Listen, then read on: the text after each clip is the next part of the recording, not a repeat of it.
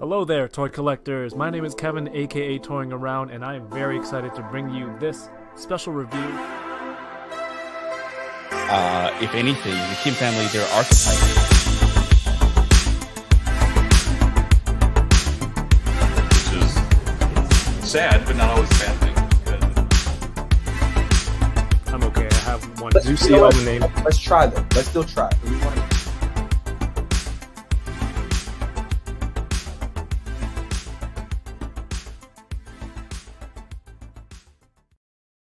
This is so cold. Hey, hello there, everyone. Welcome back to the channel. My name is Kevin, aka Toying Around, and you are watching the Book of Boba Fett, Chapter 5. If you're new here, normally on the channel, I'm an action figure collector and reviewer, and normally on the channel we talk about collectibles.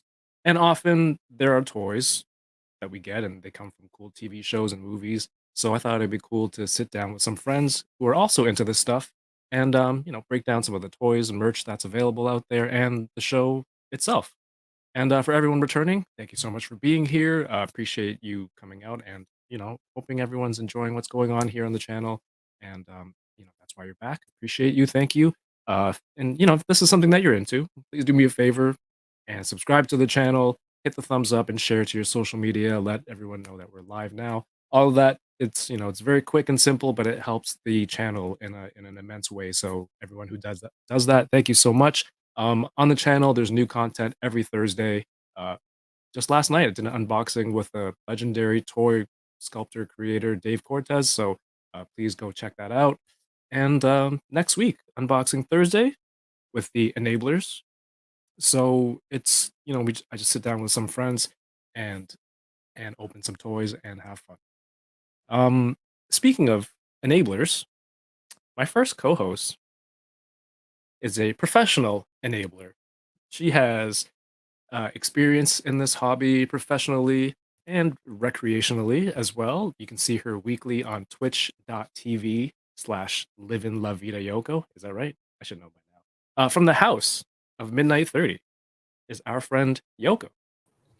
I like that. Professionally and recreationally. It took me a little bit to find the right Cheers. wording. Yes, cheers. What are you drinking tonight? Bobaless tea. Boba? Is it milk tea? It is milk tea with pudding. Oh, pudding. Yeah. I got a grass jelly. Oh, So yeah. technically no boba, just like this week's episode. Yep. Appreciate you sticking with the theme. Get it? Get it, guys? Get it? Chat, get it? Intentional choice. Yes. Let's keep it moving along because I feel like there's a lot this week. And it's like they're quick episodes, but we end up talking so in depth. Well, it takes it's us awesome. 30 to 40 minutes to get into the episode. Well, you guys like to talk. Anyway, the second co-host, he is a you say multi or multi? Multi-award-winning actor. He has blessed us with 2 TV appearances this week. How awesome is that? From the House of Bitter. Sometimes he's the devil. Sometimes he's Carson Teva. Here's Paul Sun-Hyung Lee. Hey, how's it going? Paul? Kevin, you stole my look, dude. What's going on? I didn't get the memo. I told you. I was going to be wearing this. I was going to be wearing the red with the gray and the black hat. What are you doing, man? I'm like, I didn't know you were on TV. I saw you on TV this week. I'm like, I want to be just like you. And I went and got the same clothes and ordered it. I wanted to ask you, great scarf. What are you wearing today? Thank you. Well, you see, this fine ensemble is actually when we logged on, I just had this red sweatshirt on, and I noticed Kevin had his red sweatshirt and the black hat, and he had a gray scarf. And I don't have a scarf because it's actually quite warm here in Vancouver. So I ran and got the closest thing. So I got my pair of sweatpants that I put around to try to emulate Kevin's look. But it's actually quite warm here. So I'm going to take these off. Dude, you had me dying before. Oh, man. I've been welcome alone back. for a very long time in this hotel room. Felt a little left for a out. bit. Yeah, so I'm starting to feel a little bit like it. in my time here, I've accumulated, and I'm sorry, Anna, that's my wife. I've accumulated a few hot toy figures in my 25 days out here, and you're gonna need so a pod to move they're back. my they're my companions. They've been my companions throughout it all, and one in particular, whom he's going to make an appearance tonight, and I've got him ready. Really? Because he didn't appear in the episode, but by showing up right here, right now, hello everyone. At this point, I've gotten more screen time than actual Boba Fett did in that last episode. So there you go. We just broke that record there. Hot Toys Boba Fett now has more screen time. So Ernie's not here this week, right? Because he doesn't really he doesn't really have anything to contribute this week, does he? I think he should show up anyways. He's actually here. I'm not going to let him in. Keep him in the green that's room. Terrible. Can you imagine if we went himself? If we went that far, we got bubble tea with no boba, and then also the stream with no Fallen Fett. Oh, Paul, cheers! I actually got some boba as well for the first time. So cheers to you, and cheers to everybody out there. Take a drink if you got one. Take a drink. Our last co-host has never had bubble tea. From the house of Toy Migos. Alongside the star of this episode, episode 5, these two make up two of Mandalore's most wanted. It ain't nothing but a Beskar party. This is the Fallen Fett himself, Ernie. Hey guys, what's up? Yes, no boba tea here. Didn't know if you're gonna make it. Sorry, Yoko. Yes, I'm here. She was like, "Man, that'd be perfect if he's not here. That'd be great. No Fett, no boba. We're perfect." I don't have boba tea though, so that's good. I'm doing great. Besides everybody telling me what an awesome episode it was this week. What a great week! There was no Fett. Yeah. Everybody. Man, that was so good. I was worried you weren't going to show. Yeah, I did some rescheduling, moved some things around, and so that's awesome. Nice. I'm very happy to be here. I'm typing something in the chat. Even though there was no Fett, you still got me. Well, you're blessed. Oh, my voice was back. All right, like glad that you're here. I want to shout out Mike. I'll play the sound for him. Mike, thank you for becoming a channel member here on YouTube. Glad you're here and enjoying the streams every week. And we chat here and there on IG, and it's been cool chatting with you, man, and getting to know you. Let's get into it real quick. There's a lot of stuff. Ernie, I'll do intros this week. Go for it. I'll do the names. How about you do the the ramp up that you usually do? Okay, cool. Hey, what's up, guys? Okay, all right. I didn't. Thanks for that, Mr. YouTuber. Yes, sir. Welcome to another episode of the Book of Boba Tea with no boba. This episode, we're going to be breaking down episode 5, which was like the greatest according to everybody, which is awesome. So we appreciate the Butter Nation, the Chat Migos, everybody from Midnight 30 and from the Bitter Brigade that are here tonight supporting us. So the only thing we can ask you to do right now is go share with your friends, let them know that we're live, share the story, copy one of our stories, whatever it is, hit that thumbs up. If you're new here, welcome, hit the subscribe button, hit the bell for notifications, and hit all so you don't miss when Toying Around is doing one of his awesome episodes. And then right there, say what's up where it says say something and check in. And Kev's going to let us know who's here tonight. Thank you, Ernie. We have Captain Wrecked in the house. Channel member, welcome back. He says, breakfast is coming. We have that wrestling hound. Doing it? Woo! Says, everybody hit that like. Thank you. Miss Sunflower, welcome to the channel. Says, get your popcorn ready. Cannot wait for this. Yeah, we have been. I feel like we've set the bar too high now because everyone's just waiting for this. I'm going to disappoint everyone. I'm sorry. And Mel Dade, Colin Hollis, welcome to the channel. Joe Chu Fook it says, I'm looking forward to more Mayo episodes. That's a nice little inside joke from the Bitter Brigade. Welcome to the channel. Toy Rensu is here. Aaron S. Bearded Builds. What's going on? Oh, we can hit Canuck 4 easily with this chat between like, Oh my gosh. you know, the regular Canadian collectors and Paul's channel Canadian collectors. Connect 4 is going to be easy tonight, where we have 4 consecutive. And also the Midnight 30. Commenting. Do you have a lot of? Yeah, you do have. I do have a lot of Canadians in my audience. Why don't you have Canadians in yours, Ernie? We do. Yeah. I have a couple. What? Toy Rensu. Who else? Look, now they're gonna be like, oh geez. Yeah, I'll put you on the spot. No, I'm kidding. Yeah. I'm sorry. Let's keep it moving. Christopher Colvin, Tommy K is here. What's up, Tommy? Shut up, Tommy. Tommy has been doing some hilarious edits at the end of every episode, like the last 2 weeks. Just post. Oh, I should.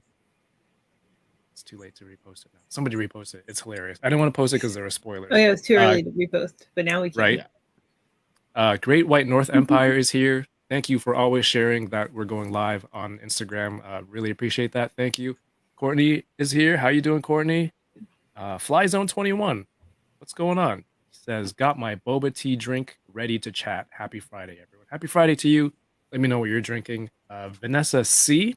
Robert Donatiello. Welcome. I recognize these bitter names. Yeah. So it's cool that part of the bitter brigade. Robert's a good friend from Oakland, California. Sorry. Down. Too short. You can get all quiet. It's like it's Angela Lee. That's my sister. Hey, welcome. That's my older sister. That's cool. Yeah.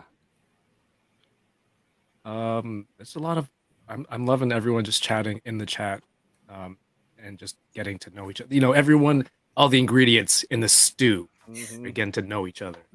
That's the chat right now, and I like that. There you go, babe. My friend Chamba is here from Australia. He says this should be a good one. Appreciate what up, that, Chamba? man. Miss you. What's up, Chamba?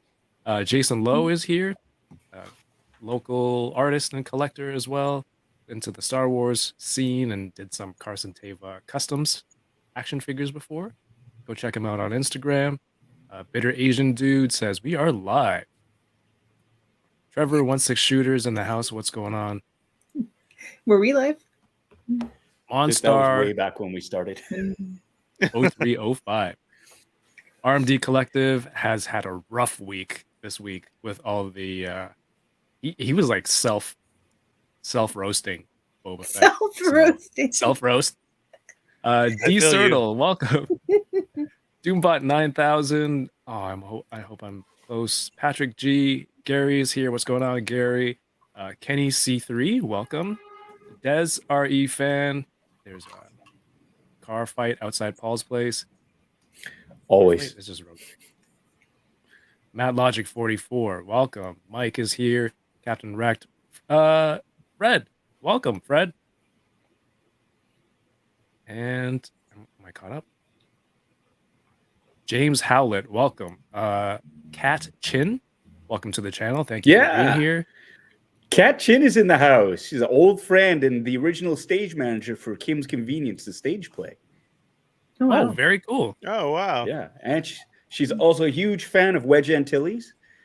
So she's a Star Wars nerd. In fact, she was the first person I met and knew personally who had a lightsaber collection. And so that cat actually inspired me to kind of go and go, oh, you can collect those? Okay. So there you go. Also, big shout out to Kat. She's my Jedi original master. enabler. Yeah. You're the apprentice. Wow. Or a Padawan learner. That's so cool. Prague Monster is here from Twitch. Welcome, 796 Studios. And oh my gosh, chat, you guys are awesome, just blowing this up. And you know, we'll get the show started at some point. Captain Wreck, thank you for the super chat. Thank you. Far too kind. He says that scarf ensemble, it's wizard. Cheers. Totally wizard. Oh man, Kirkland Fett. I guess that's a name. Paul Morales, welcome to the stream. Matthew Toy. All right, I think we're catching up. Chaos Collectibles. John Carmen, a new channel member. Thank you for supporting the channel. For people who don't know, if you want to become a channel member, it's just a fun way, completely optional. We do this live all the time, and huge part of that is being able to interact with people here, people in the chat, and as a bonus for being a channel member, you get like extra emojis to kind of just make it more fun in the chat. Whenever I screw something up, or a friend of mine tells a boring story, you can just throw some emojis in the chat and just kind of give someone a hard time. Oh, we need some Boba Fett emojis. Okay, that's nice. Gutsy curse? Gutsy? Is that one of yours, Paul? That sounds weird. Is that one of yours? It's like one of your children? No, it's not. Loki. Oh, man, chat, you guys are the best. Ladies and gentlemen, Jose Gonzalez. All right, I swear I'm almost there. Catching with all the hearts. Chris Christie. Is this the show where we talk about Paul's mayonnaise? We'll see when we get there. Cap lives another Friday night with the best boba review crew. Thank you. All right, Cap. What up, Cap? Wow. All right. So on the channel, I like to collect toys and action figures. Yes, I'm a grown-up, but we all do here. And things that are related to Star Wars or Boba Fett. Anyone got any good pickups? You want to start with Yoko? I have nothing. Cool. Paul? Next. Yeah, I got a bunch of stuff. Sorry, Anna. It all just sort of came at once, right? So like this was ordered because last week I was a little bit light on things. So I was like, okay, I got to make sure that I'm good. And then I got actually, and I'm going to be unboxing it this Sunday for Funboxing Sundays. This I thought it was very appropriate given the episode. This is the Hot Toys exclusive for Sideshow, the Armorer, played by Emily Swallow. This was a must-have. Originally, I wasn't going to get it, but then I was like, no, this is too wizard to not get. So I got her. I got there you go, and then I got Captain Rex. I also Captain Rex got his own figure. Wait, what? Yeah. Tusken Raider, and oh my god, a Death Trooper, and a couple of other figures. And I also picked up this as well. And this is going to be, I'm going to do a side-by-side comparison because a couple of weeks ago I did an unboxing of the Hero Collectibles the first generation arc reactor, the one that Pepper Potts sort of gives back and says, prove that Tony Stark has a heart. So that's a Mark 1 reactor, and I picked it up because it looked super boss. And it's really well constructed, but for $100 Canadian, I would have hoped that it would have at least lit up, and it did not. It's just a static display piece. And so out of spite, I went out and actually ordered a third-party unlicensed one that is just $30 more, but it has lights and sound, and it comes in an acrylic case.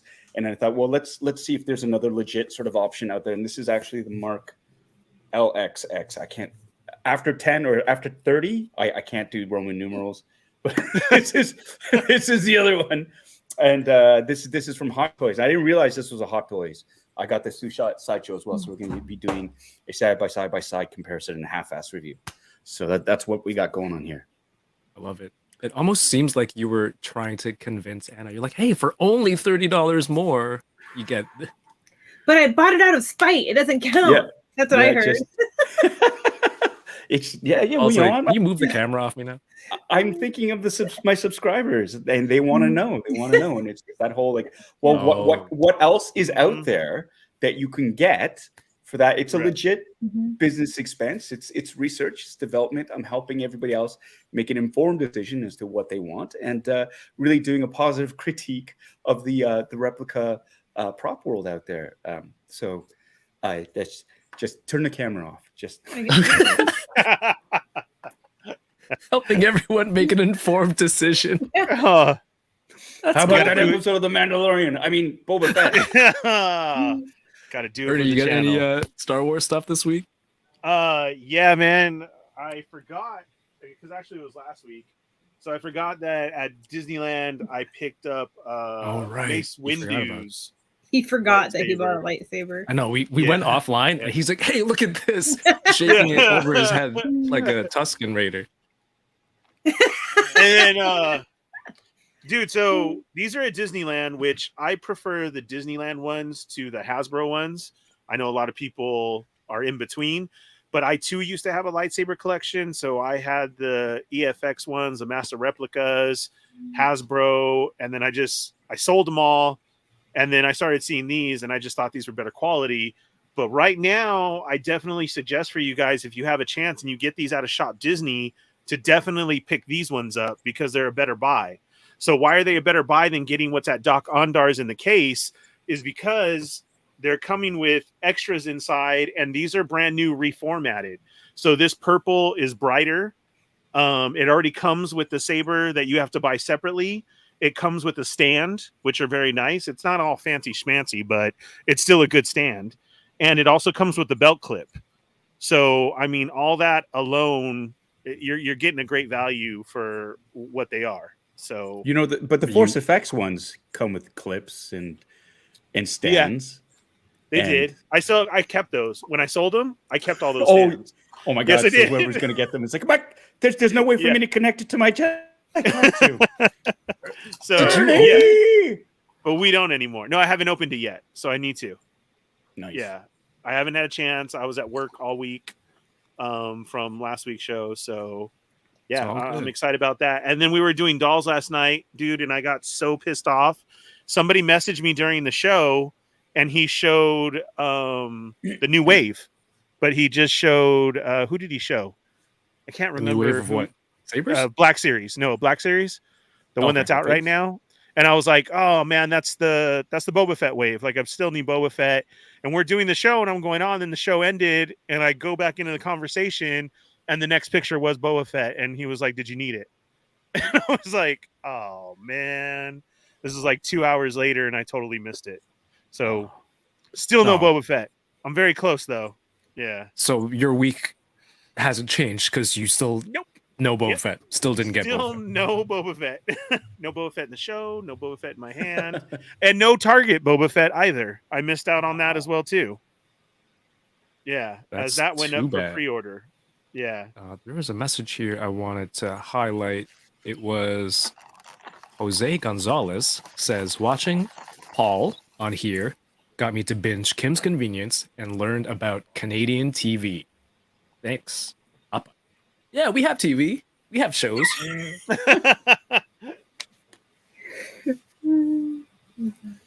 But Paul, it's a great show. For that comment. And like I said, this week, 2 TV appearances, Tall Boys season premiere, and some other little show independent thing. I don't know if you've heard of it, but hey man, congrats! Super happy for you. Thanks. Very awesome. It's been hard because I don't want to spoil it for other people. There you go. Yeah.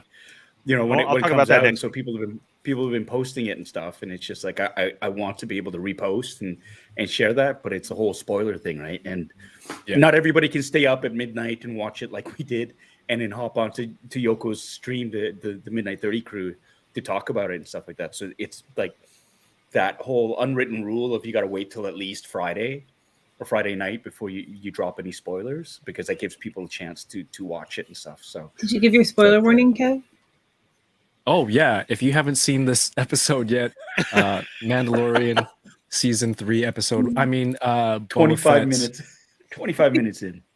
That's a record. If you don't mind spoilers, love to have you here. Otherwise, catch this on the replay. Really appreciate that.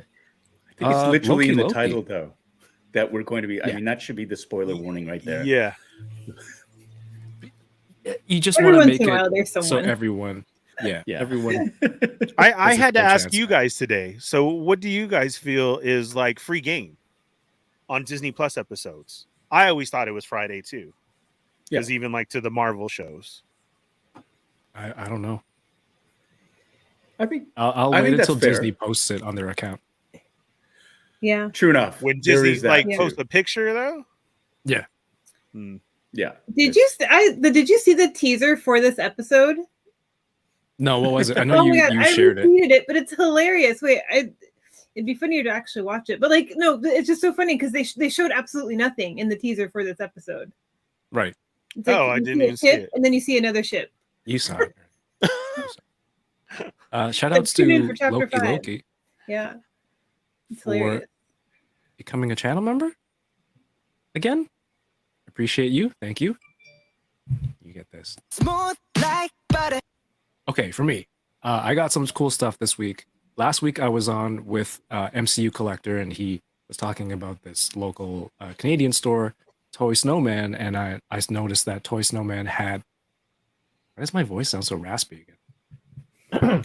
It's that scarf. Had It's it's the scarf. It's keeping my Scarf. my Yeah. pipes warm. So I saw they had the new Black Series Wave, and I didn't want to wait. They had it in stock, so I messaged them. Paul's putting his pants back on. One leg at a time, And Paul. also his One leg at a time. Yeah. I'm just trying to get Nice. it as fluffy as yours. So It is yeah, very they had cool. this wave, and I ordered Fennec Shand, which I was very excited for. I thought she looked fantastic. I also got Lucky. Miggs Mayfeld, which is Bill Burr in his Imperial outfit, and his face is under there. Very cool. And Toy Snowman was super cool. They like sent me an extra figure on the house. He's like, just a gift from us. And this is Yavin Aw. for Ceremony Princess Leia. And you know, there's not much in this figure. You get this medal that came with a Walmart exclusive Luke before, I think. And Good job. I That's can't. why you got it for free, I can't- Kevin. That's why it's a gift. The gift of this is Leia. I want to take this out and have a picture of her just going like this to somebody. I don't know why. With the trigger hands. But I'm not going to open those right now because I want to get into this episode, and I think a lot of people are excited to as well. So I will load up some photos. Oh wait, there's two more things. 2 more things. Casca Reeves. Yeah. Paul, are you getting this? Yes, I'm sure I have her pre-ordered 5 different places already by accident. Somehow. Holy crap! It looks looks great. looks incredible. Right. And with me not having any new Star Wars Black Series figures, you guys are like seriously enabling me to like switch over and make some pre-orders. Like I've really debated all week long while I was at work to sell off my Black Series collection and just go for these. Yeah. You could. Yeah, I know. So yeah, That's amazing figure, face sculpt. If you have this whole team, I think that's gonna look incredible on display. And they also announced Axe Woves is being released as well. They didn't show a face sculpt for him yet, but they have him in his the helmet, the armor. So there you go. I've got it right here. There he is. And he's But up for there's no- pre-order with no face sculpt though. Do you think we're Yeah. gonna get it? Like we have to, right? I think if all the other probably ones have just a not face like- sculpt, Yeah, so it's probably not approved yet. yeah. That'd be crazy. Well, if it comes with it, then Yeah. you get something you didn't pre-order, and then if it doesn't, they technically haven't sold you on the wrong thing. But yeah, these are you getting this one too, Paul? For the whole squad? Yes, I'm sure I have that pre-ordered from several different places by accident as well. Why It's- are it's you only got answering like announced, you're like, on yesterday. the stand? You're like leaning Because my forward, wife is like in those. my wife is watching me, and I just want to make it very clear. I have not pre-ordered him yet. And when I do pre-order him and Casca Reeves, it will be through one supplier, one figure only. One time. It's like Hunt for Red October, one ping only, right? One ping. Yeah. It's just how you're answering. You know, they're like on the stand. Yes, Your Honor. Can you please My speak wife into is the watching. microphone? I'm It's a being panel very of- careful. It's a jury of all Annas on the side. Dude, I No, feel she's- him, Paul, though, because the same thing happens. You have to put it out there. Like, you Yeah. remember, I said I pre-ordered it. Because when they get all mad when it comes in, and it's like, really, Right. another one? Or you had to go get this today? No. Go back to episode 5. I clearly said I pre-ordered it. Right. Unfortunately, that whole it's a pre-order from last year is in the pantheon of lies Yes. collectors tell their partners or significant others. Yeah. It's like that, and oh no, I want it. They gave it to me. And there's a great I want TikTok it. that's going out. It's like, how much is this? And the guy goes, they gave it to me. It's like, they gave this to you. They gave it to me. Yeah. And it's funny because it's true. It sounds like such a line. Kevin doesn't even understand how much he's given to me and how close my wife Corinne, Evil can never Diva, and meet him your wife. are. Yeah, correct. Like, you're the furthest now, bro. So that's just the way it goes. I'm like, so oh my you picked God. Kevin guy in sent me another Canada. one. Yeah, like the hardest to meet. Yeah. I was actually there when all you guys were at Disneyland. I was just walking way behind you because she's like, so where's this guy who keeps sending you all the figures? I don't know. I have no clue, but maybe You're a someday madman. we'll meet him. Yeah. That's just how it happens too. I win things every week. Yes. Yeah, that too. My gosh. So I put in for You one too? of those. It was $5 and woo, I won. Yeah. Although this But has happened to me though, where it's like I put in a pre-order and it's like years ago, like literally a year ago, and then if I'm like the NECA stuff, because it was delayed because of all the shipping, it's like it finally rolls in like a year afterwards, and it's like, what the hell is? Oh yeah, and so I say to my wife, it's like, this is from like last year, it's a couple of Oh, this one's orders from Choice really Nolan from that last year. Yeah, it's like, Yeah. no, legit. So, And like, she's like, does look that at me make like, a so difference? Does the it other matter? ones weren't legit? She's like, Paul, why do you keep using the word really? Exactly. was This time really really from it's last from. No, it's and hence. Or it That's could be even not- worse with NECA because you did pre-order and you think you're good, and then you see it at Target, so then you you grab pick it it, and then a month later you get that other one in the mail. And Oh, It's happened to me. Then- where 'cause then you you're have like, to hey, use the words, no, I'll take it back, or I can sell it to Kevin. Yeah, I use that one a lot too. No, Kevin's gonna you yeah, sell it. I'll Kevin's sell gonna buy it. It retains its resale value, baby. It's cool. I'll flip it, and Right. then I'll get at least $5 more for it. So in the end, well, Shipping that's what happened to me with the Novos, because I put in an order for the Mandalorian helmet, and they went under, and so it was like, okay, I'm never going to get my money back. And so I went and on eBay, there was a third-party seller. Somebody was just selling their stuff. They were from Canada. I was like, yeah. So I bid on it, bought that, won it.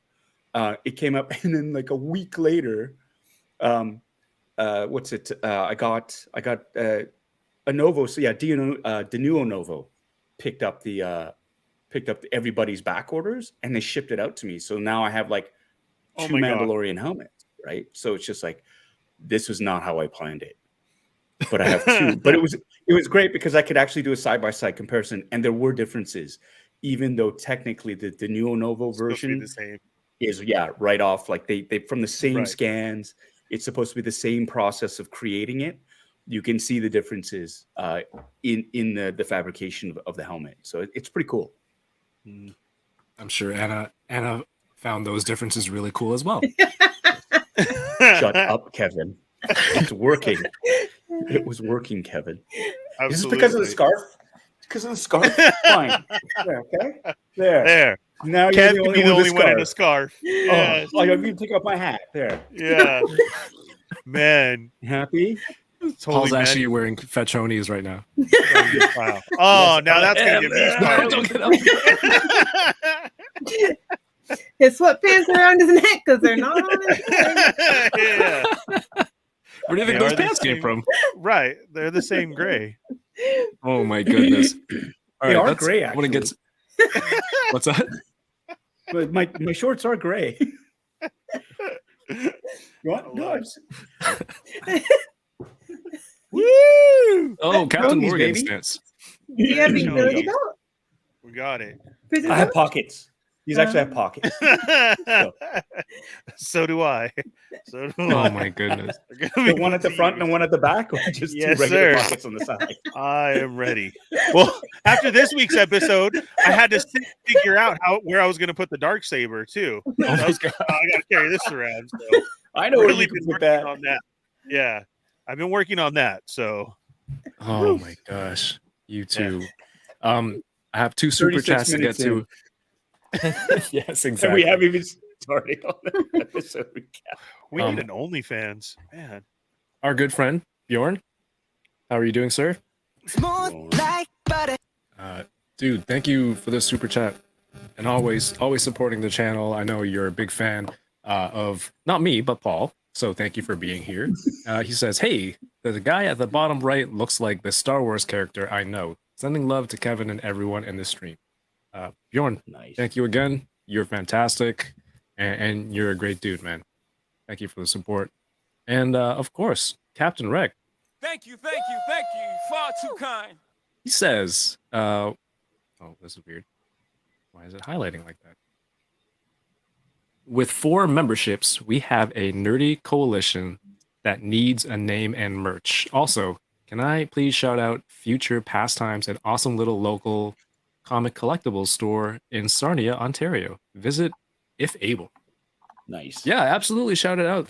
You know, thank you for the super chat. That's your super chat. You shout out whoever. Shout outs to Future Pastimes. Anyone in Sarnia. I don't know which direction that is from where I am, but South go of check us. it out. South of Toronto. South? Yeah. Okay. Thank you, Captain Rec. Do we need a name? Do we need a name for like this? Is that what he means? A nerdy Fett coalition? The The Fett Chonies? Let's do it, man. I really need to market that. Fetchoni's Crew 22. Right Chonies homies. Fetchoni's homies. there, you go. I like that too. Fett Chonies? All right. That's not Yoko's bad. handshake. Oh my God. The Good Handshake Club.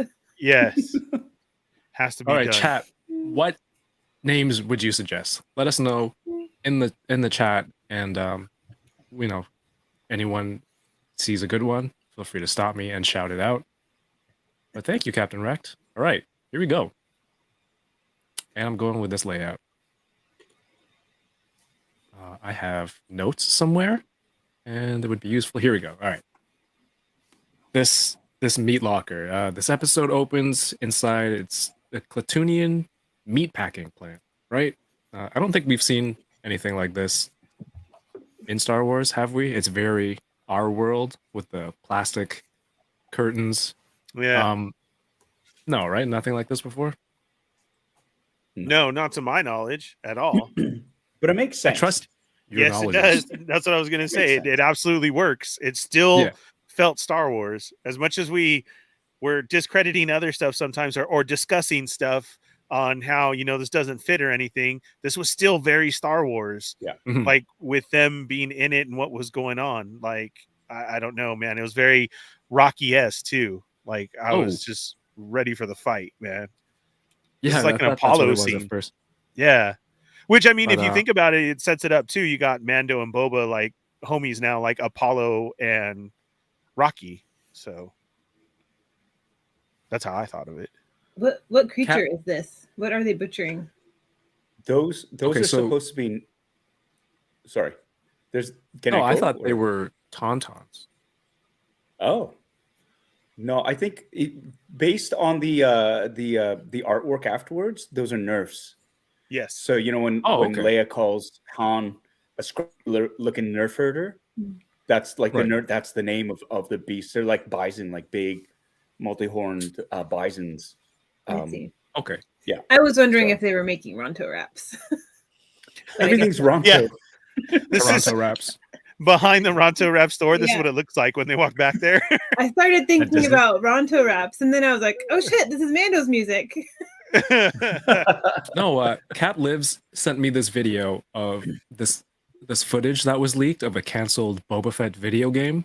I guess it was in production, and then Yeah, it Boba got canceled 1313. when it was bought by Disney. And then in that game, there's actually a part where he runs through like a meat packing place, and there's tauntaun carcasses strung up like this, and apparently there's some stuff in that game that the game developer, one of them, worked on, and he said like there's a lot of similarities from what was done in there and some new shows. So I thought that's what it was, but you know, it's cool if it shows nerfs. I didn't even know what nerfs look like. Look like Han, I guess. Well, no, he's a nerf herder. He's not a nerf. But you know, this was alluded to last week with the theme song, but we see the silhouette and you're like, oh, this is it. This is what we're waiting for. You know, we knew he's coming this episode. Here it is. And of course, he just looks as glorious as ever. finally coming through, the plastic sheets, and he is out looking for his bounty. It's so cool bringing back the beeper thing and the bounty puck. I thought that was a cool exchange. He's like, I don't know what he looks like. I see him right here. He puts it down right on the table in front of him. And of course, he hits us with his classic phrase, I can bring you in warm, or I can bring you in cold. But he doesn't have a carbon freeze chamber anymore. So it's like, I'm just gonna, you're either dead. That's the cold part now at this time. And I thought all the shots in this scene were, I don't know, everything just looks so sharp and crispy. There is something very cinematic about this entire episode that looks so different from the previous 4. Yes. This was just the scale, the scope, all the looks, the lighting. It really was a tour de force, in my opinion, in terms of style and like just flow of action. Like this episode flowed. I mean, following this entire, like the fight sequences were just insanely intense, but easy to follow. Good storytelling there. And then just technically afterwards, when we get to it, like after he leaves, like that's like a 2-minute long tracking shot, one take, where he goes onto the elevator. He switches locations, goes back down. That's one friggin' shot. I didn't even notice that. There are no cutaway points. Like that is a virtuoso performance from like a director who's really finding her groove. And again, I mean, using they must use the volume for this, the stagecraft, ILM stagecraft stuff, to help aid with that. But I mean, it was just, and all the little character interactions too, from the dude in the elevator to the patrons in the bar, sitting around the table. Everything was just, good Lord. It was so, it felt effortless. It's like a duck on the water, on the surface is gliding, but underneath the legs are just going like crazy. That's what it was. Like this whole thing was just so, because that's hard to do. Yeah. Stuff like that is really hard to do. And you have to be so good at it. And you have to have it so planned out. And everything's got to go right. Otherwise it's like, okay, back to ones, reset. Here we go. You can hold it, and you can make a mistake near the end. And then you're like, okay, let's do it again. So it's brilliant. It was beautiful.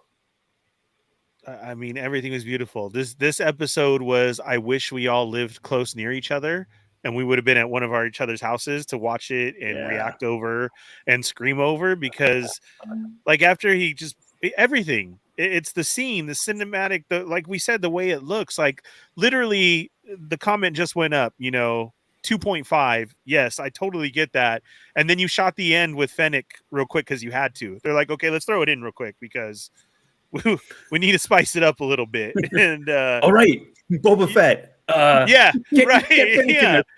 At the end, real quick, like, hey, can you come back for a second? It wasn't even him. It was just one of the stunt doubles, and it was great though, because God, this turns into an action sequence that was just, I was yelling and screaming because I was like, this is what I want Boba to do. And he just, dude, for a Disney Plus episode, and not only that, a Star Wars episode, like he cuts them in half. Yeah. He is just like stabbing and killing, and we see it, and it was beautiful. Yeah. Yoko, Boba. But how about your thoughts on this? But like, I think it was beautiful, but at the same time, his fighting was not beautiful, right? And I really liked that. Like, I liked seeing his struggles. I'm sure we're gonna get into that more, but I love seeing him struggle with the darksaber. It was so authentic that way, I think. Rebels. Yeah. It was explained in Rebels. Yep. Yeah. Well, I just love the fact that he hurts himself with it. Right. Because it's like, this is dangerous. It's not like, somebody like, and this is a poor example, like, Finn picking up a lightsaber and just like swinging it away. Dude doesn't cut himself by accident once. I don't know. They're really dangerous weapons. And the fact that like it does do that as he's with pulling it out of one of his combatants, and he just totally gets himself with it, was just so like, holy crap. that added such an element of danger to it all, like just heightened levels, where it was, which was for me lacking in some of the earlier episodes, just the stakes and the actual danger that the characters were in. Mhm. But just the screenshot too, like you look at the composition of the shot, and you look Yeah, at man. what's behind the plastic curtain there too, and that's lit as well. It's just there's something about this with the use of light and shadow and the way it's equally balanced and how much it's illuminating things and obscuring other things. It's so wonderful to see. Like that for me is just like I'm having orgasms here looking at that setup, and it's just so. It's not like it's too dark where you're kind of squinting in and kind of going, what's going on? Like it's just beautifully, beautifully composed. So I feel like I'm in it looking Yes. at this, right? Yes, Hats off. it pulled you in. Yeah. As soon as the music drops, it pulls you in completely. You have the quick visual of them starting to chop the meat and everything. Then you get the curtain there, and then the music drops, and you're sucked in. From that point, this whole episode, I mean, everything that Paul explained with the whole one take shot, you're sucked in, you're pulled in, which is fantastic. Oh God, it was great. I mean, this shot right here, it looks like like a Mortal Kombat level, which is great too. You know what I mean? Like not only that visual of just you put yourself there. Yeah, and even this screenshot here, it tells a story. Like right here, just this screenshot, like you can see who all the players are and the dynamic between them, and it's just I don't know, it's refreshing. It's really really cool to see. This could be a good trading card in the Mm-hmm. the trading For card set. sure. This would be one, right? Absolutely. Yeah, It's gorgeous. There's a Good ton job on the in screen this cap there, episode. Kev. yeah. Good job on the screen cap. For I like usually it's. I used to think it was just All right, you all right, making all right. poor Okay, choices, okay. but- You better have gotten the screenshot I want I'm not a psychic. later, but you should be by now. There's so much. I mean, seeing some of the ships later, there are wider shots and setting up the environments. This whole episode is incredibly done. So let's keep it moving. The fight breaks out. He gives him the threat. I can bring you in warm, or I could bring you in cold. And my thing is not. Oh, this part with the bounty park. He's like, that doesn't look like me. He Yeah. doesn't look like me at all. With the tattoo on the side of the head. Are you sure, And buddy? the piercings too. That was dope. Come on. So, man, the fight breaks out. The first guy just bites him, and the moment he ignites this darksaber, you're like, yes. You don't really know what happened. He left with it in the end of season 2, but this just gives you more confirmation. He's still got it. He's working with it. I talked to Ernie at first. I'm like, what was the point of them showing him cutting his leg and then just back to spraying it afterwards? And then it clicked, like you guys said. It shows he's still learning it. Yeah. He's used to blasters, a spear, so he's learning how to wield this weapon. And we see later on he has to do more training and the difficulties in wielding this weapon. But I think this is the first time in a while that we see Mando without Grogu, and the fighting style seems more like more gruesome. Vicious. Yeah, he's not holding back now. Whereas I think with Grogu, there's always that sense of him just sort of not wanting to traumatize him, even though even though he was there vaporizing Jawas on one planet and murdering them. And Grogu loved that too. He was always But this is him. But this is also, I mean, this is a brutal kind of fight where he's actually really at a disadvantage in that sense because he's been there before and he's relied on some of his tech or his blasters or his vibroblade. But this is the first time where it feels like, even though he tried to get the drop on him, the dude that bit his hand totally ruined his first move, right? And so like he's defensive from that moment on. And that's when like he pulls out the darksaber, because I think he uses it just because it's like he's got no choice. Like he's got to tip the scales back in his advantage, and so that's what it is. But the price is, because he's not familiar with it, he cuts himself, right? Like he burns himself pretty badly on that. So it's really interesting, that whole, like, and again, I love the choreography for this fight sequence because it does say so much about his relationship to the darksaber, where he's at this particular point of his journey without Grogu, and what he's trying to do, because it is he's by himself again, and he's gone back to the life of a bounty hunter, right? So, and he hadn't been doing that really with Grogu the entire time, like a couple of stops here and there, but most of it, his quest was to get Grogu back to his people. Now that it's done, he's like right back to bounty hunting. So, And it is mentioned later on the darksaber was like, it's one person can fight 20 people, right? And this is that situation that perfectly fits it. So yeah, there's where he impales the dude, and as he draws back, the darksaber cuts his own leg. Super crispy. Looks like how I like my bacon cooked. So I'm kind of hungry. And That's how your bacon looks? You're not doing something right. crispy bacon is the best. Yeah, not on fire. that's molten So you're bacon. gonna get it crispy. We can move Oh on. man.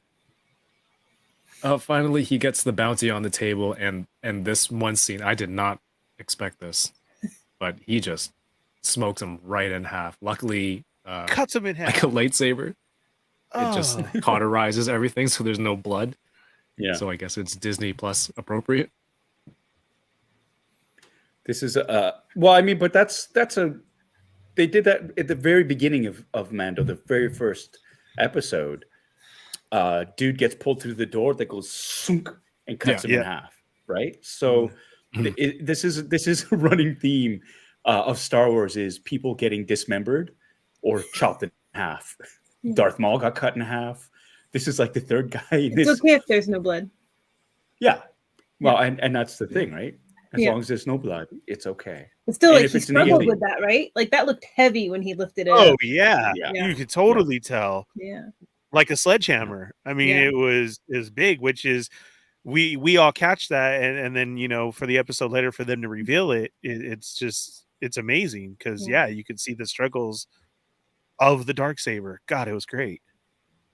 Yeah, that was the Darth Maul special. Yeah.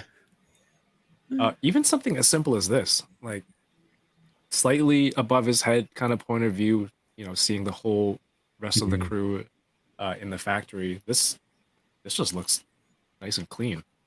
As part of the storytelling, I thought it was cool. He talked his way out of that situation.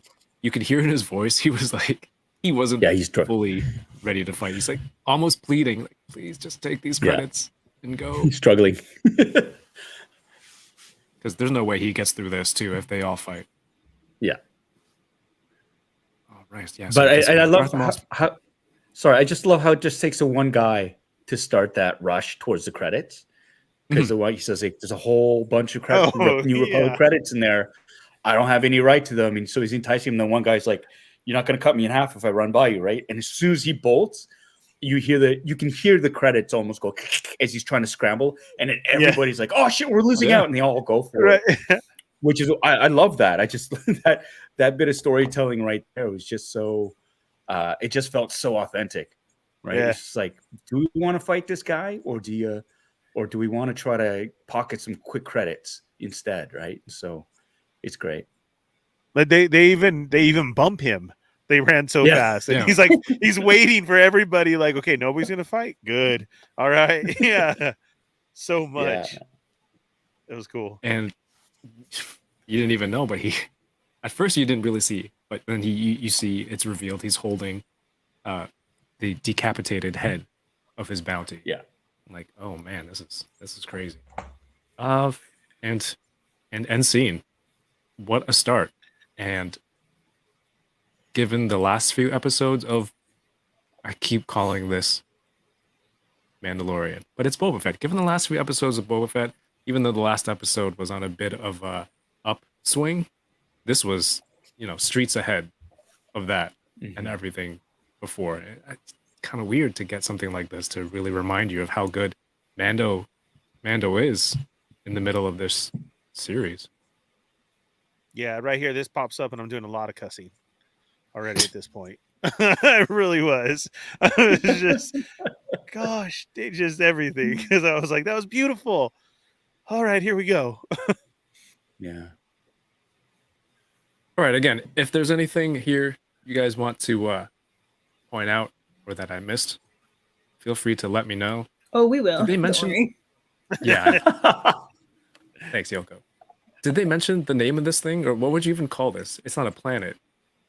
I don't think they did. Did they? I was wondering. No, they did not. Yeah, I was just in short of. I was too excited, and so I didn't ask Paul, but I was supposed to. But I asked my other friend who works on it, and no, there wasn't a. At least for him, Paul. So tell me if totally wrong, but there wasn't a name for it. And this kind of brought up a conversation in my other show with the Starlight Digest, because going back to Rogue One, how they gave us the names of everywhere there were, like, we really like that, because that answers a lot for a Star Wars nerd. Just as you're asking what was the name of this, where you can kind of pinpoint, you know, different stuff and why they were there and doing this and that and give a name to it. But to my knowledge, this didn't. I mean, this was basically just Ring World, and it was it was beautiful. Yeah. Well, there was another one. I think I heard somebody refer to it as a Dyson sphere, which it really isn't. It's more of a Dyson ring, but it's the whole idea of building a station around a star to get the energy from it. And they showed it like, this isn't. I know everybody, like, I play Halo. I loved Halo. That's the first thing I thought of as well. I was like, oh my god, it's a blatant ripoff of Halo. Right down to watching the curve. No, seriously, but watching the curvature and seeing the geography of the area, but where it changes is it's not a full ring. It's there's a gap in it, and that explains, like, the shadows, like, have the moving shadows as it goes, so that they can create. It's not perpetual daytime for the inhabitants of the ring, the ring, basically. Right. So it's interesting, and I loved how it's different from Halo because there's the underside of it too. There's the top side. But you can see Din Djarin goes underneath with the armor and Paz Vizsla, where they're in the underbelly of the ring, right there. Yeah, and you said that shot before, was you can see there's a definite. It's not that one right there. You see the demarcation of where it stops. So it's like a space, like there's an opening in it, and that's what's creating the shadow, right? Whereas Halo was a full ring. Beautiful, even like right this, here. There should have been a crawl. Yeah. Look at that. Oh gosh. And the way they brought it in, like you're panning across this thing, and you're looking at it, and then all of a sudden you come down and it's the top of Mando's helmet, and then what you were looking at is in the background, and he's walking, and is that the start of the that long take that you're referring to? Yeah. Or the long shot. And it's really flawless. If you go at it, you're watching it. Like, I'm a big fan of tracking shots like that, from like way back. I mean, I remember the first time sort of noticing like a take that was longer than 30 seconds, because it was like from Jaws. There's this one scene where they're in Amity, and there's like three people in the scene. It's like when Chief Brody, it's right after they discover the shark's tooth, and Brody's trying to convince the mayor to shut down the beaches. And it's like a minute and 39 seconds of beautiful acting and technical achievement, because it follows them as they're walking up to the big billboard that's been vandalized, and characters are leaving frame and entering back in the frame. It's a three-way argument, and it's just so masterfully done. It just feels so real. And so, like, I'm a big fan of being able to do that seamlessly and not have anybody notice it. And that was Mando going to the elevator, going in there with the other alien, who is eyeing him over. He looks, and then the other alien looks away. That alien was played by Chris Bartlett, friend of mine. He plays a lot of the other characters, the creatures and the droids. He plays a lot of the protocol droids on the show. Hear that, Ernie? That was him. That was for you. Paul, I'm gonna tell you. I know people. I'm gonna be completely John honest. Favreau told me that was right. Chris Yeah. Bartlett. Can I know your sources, please, Paul? Because I don't know. I mean, I know you look like somebody who might be in this episode, but you're gonna have to tell me your credentials. Yeah, no, that's amazing, man. So that one that you're talking about specifically. Sorry. What? You haven't seen Jaws? I've seen Jaws. No, I've I'm never talking seen Kevin. Jaws. Kevin, Wow. you've never seen Jaws? Are you serious? We're gonna You fix just that. keep putting this stuff on the list. We're gonna fix Is that the one We're gonna when fix that. Samuel Jackson Don't. is on an airplane full of sharks? Yeah. Fucking Go ahead, Jaws. Paul. Go.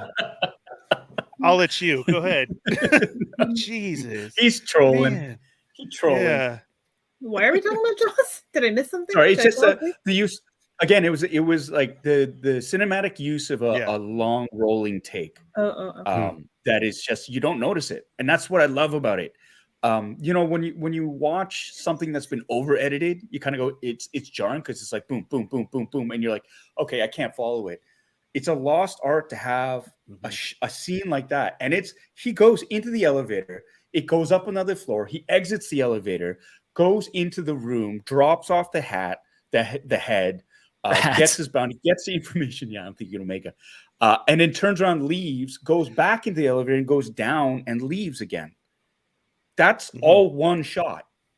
So It comes out at a different level.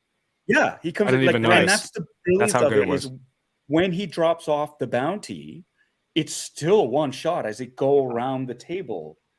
Yeah. For a different perspective. And That- then it that's what I was follows gonna him say, back that- out again. That's where you catch it, is because not, but I'm saying if people were looking for it, they come around the table and it comes, around him, then you follow back out. It was beautiful. But to end it at a whole different level as well, too, like, wow, shit, that was beautiful. Mhm. It is like this episode was freaking amazing. And I hate to say that, but it was. Hater. It was beautiful. I am, because what did I say the last episode? Everybody's so excited because you heard the Mando whistle, and everybody was just like, "Woo, Mandalorian!" And I'm like, "Come on, dude, it can't be like that." And here I am, God, I'm crying at this point. Look at this, it's beautiful. Oh God! And yeah, it's just. Were you crying? Yeah, it was beautiful. It really isn't because Boba Fett wasn't in it, right? I mean, okay, it was. Let's be honest. Yeah. The absence of Boba Fett really did add another therapy. level of Well, the thing is too, man, done beautifully, because everything has always been set on Tatooine for Book of Boba Fett. It's like when you're in a different location, true, it automatically just sort of like gives it a refresh that everybody's kind of shakes everybody awake. And again, because it's a character that is so beloved. I mean, really, Boba Fett's only around because of the Mandalorian, right? So when you have that titular character show up again, and especially seeing the way he is without Grogu or this or that, and everybody's waiting for season 3, there's that sense of excitement that does build, because it is like they want to know what's going on with the Mando. They want to know what's happening, and this is like, it's getting that itch. You're scratching that itch, right? And that's the whole connection I wanted everybody to feel with Book of Boba Fett. And instead, every day I'm explaining to somebody why I love Boba Fett. You know what I'm saying? It's true. From work to somebody in the chat, like, there are 2 more episodes left, my friend. I know. 2 more. You know, I refuse to believe that there isn't going to be a huge payoff, and I truly believe that at the end of episode 7, we're all going to be dancing around going, "I told you so!" Fucking doubters, right? Like, I would watch it all to together. That's what I want to tell everybody. Watch 1 through 7 and you'll be gold. Like, that's what I want to say. But as you were talking about the elevator shot, that alien, that was new to me because that's not a recognizable one. Like, that's a new one, right? They've been popping up, like that species has been popping up here and there. If you look on the Wikipedia, they actually have lists of where they've appeared, but it's a relatively newer alien, but they've been layering them in the different franchises, so to speak. But I don't think it did not appear in the original trilogy. No. Right. Yeah. See this shot right here. So as you see this one, Kev, if you rewatch it again, it continues around the table, all the way to the back and then back around. Beautiful. Yeah. Did we get a weird feeling from the person who put the bounty out? Like, they really wanted him to stay. They really wanted him to sit down and eat. And it's like, it's very strange. And then ultimately, she didn't want to give him the information that he was looking for, to the point where he's like, look, I don't even care about the money. Someone else will pay me and I'll find the information another way. And they kept trying to, like, keep him there. And I don't know, did didn't seem like there was any obvious reason for that afterwards. It just seemed strange. Like they were in some like weird sex group trying to get him to do weird kinky things. I'm like, you just didn't want him to leave. That's where you went, eh, Kevin? That's Sex group. right, Nobody yeah. got that? They were waiting for the Jawas to show up. Group. Right, waiting for the Jawas to show up. Just stay. They Jawas met are going to on be here anytime. chestyjawas.com. Right, yeah, they're hairy. Why not? The sense I got was because if you look at it's more ostentatious, right? Like this is a higher status. These are people who have money, right? This is not like the grubby little tavern on Tatooine in Mos Eisley.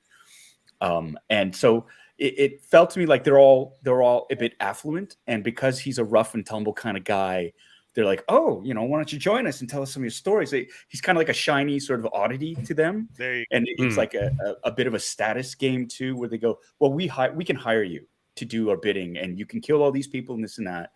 And so that's the sense that I got. It's like rich dilettantes who want to who want to play with the hired killer. You know, why don't you tell us a little bit more about yourself, because we can live vicariously through you and judge. That's the vibe that I got from Bird Lady. I didn't get that sex group thing that you did for whatever reason. Oh, that's strange. I don't know, Kev. I don't know. I like the record to show I did not get the sex thing either out of this. So yeah. Sorry, Kev, you're on your own. Yeah. Maybe secretly I just want to. Yeah, I don't know. I don't know. Yeah. Keep the slides keep going. it secret. Clear your Google search, Kev. Oh my god. Yeah. Yoko always warns you. Clear it. It's research. Yeah. It's for science. It's my science folder. All right. Bunch of weirdos. We're the weirdos. Yeah. We're the weirdos. Okay, way to flip it, guy. Next on Gaslighting 101, Kevin tries to worm his way out of it. I can see it already, huh? Already the next one. Can you believe Ernie said that? God. Good thing he's just not a coming guest. back to the show. Right. Good thing he's just a guest. I mean, he weirds me out sometimes. Jeez.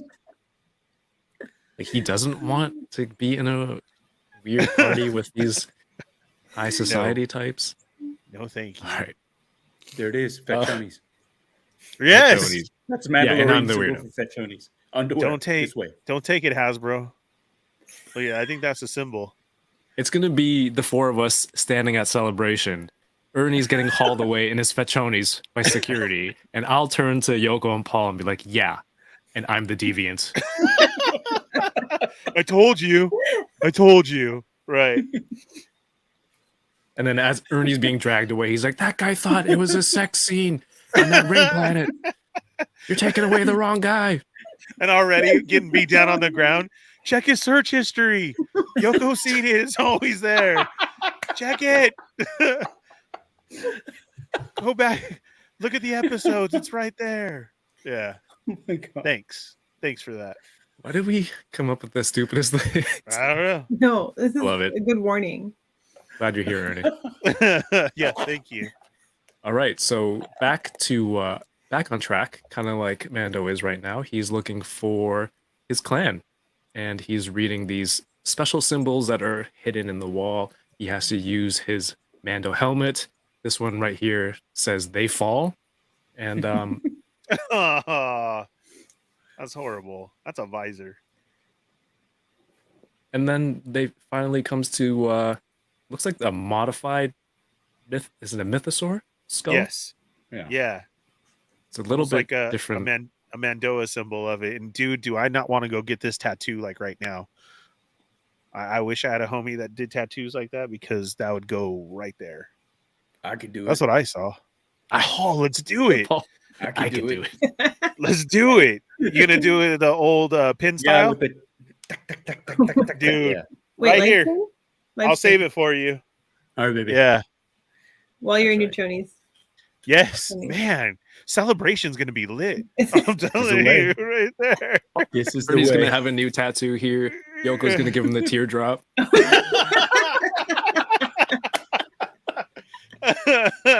But the teardrop doesn't mean what you think it means. It represents how sad Ernie was throughout this entire series. The whole time. And Yoko's laughing like that the whole time. This guy. He was... What a loser. My God. Yeah, I want this symbol, man. That's awesome. It does look cool. It's got to have the 2 different colors, though. Kev Okay. can send you the screenshot. Yeah, I'll send it to you. Cool. Along with the Fetchonian one, too. If you have that Thank already. you. Chris Dot. I don't know how to pronounce this name. Daughtry? Oh, I'm an idiot. Says, love the Doherty. polyp appearance in this episode. Congrats. Oh, thank you. We're We have spoiling my it? friend Richie in the house. What's going on? Welcome to the stream, man. Yes. So we are. This is another one of those shots.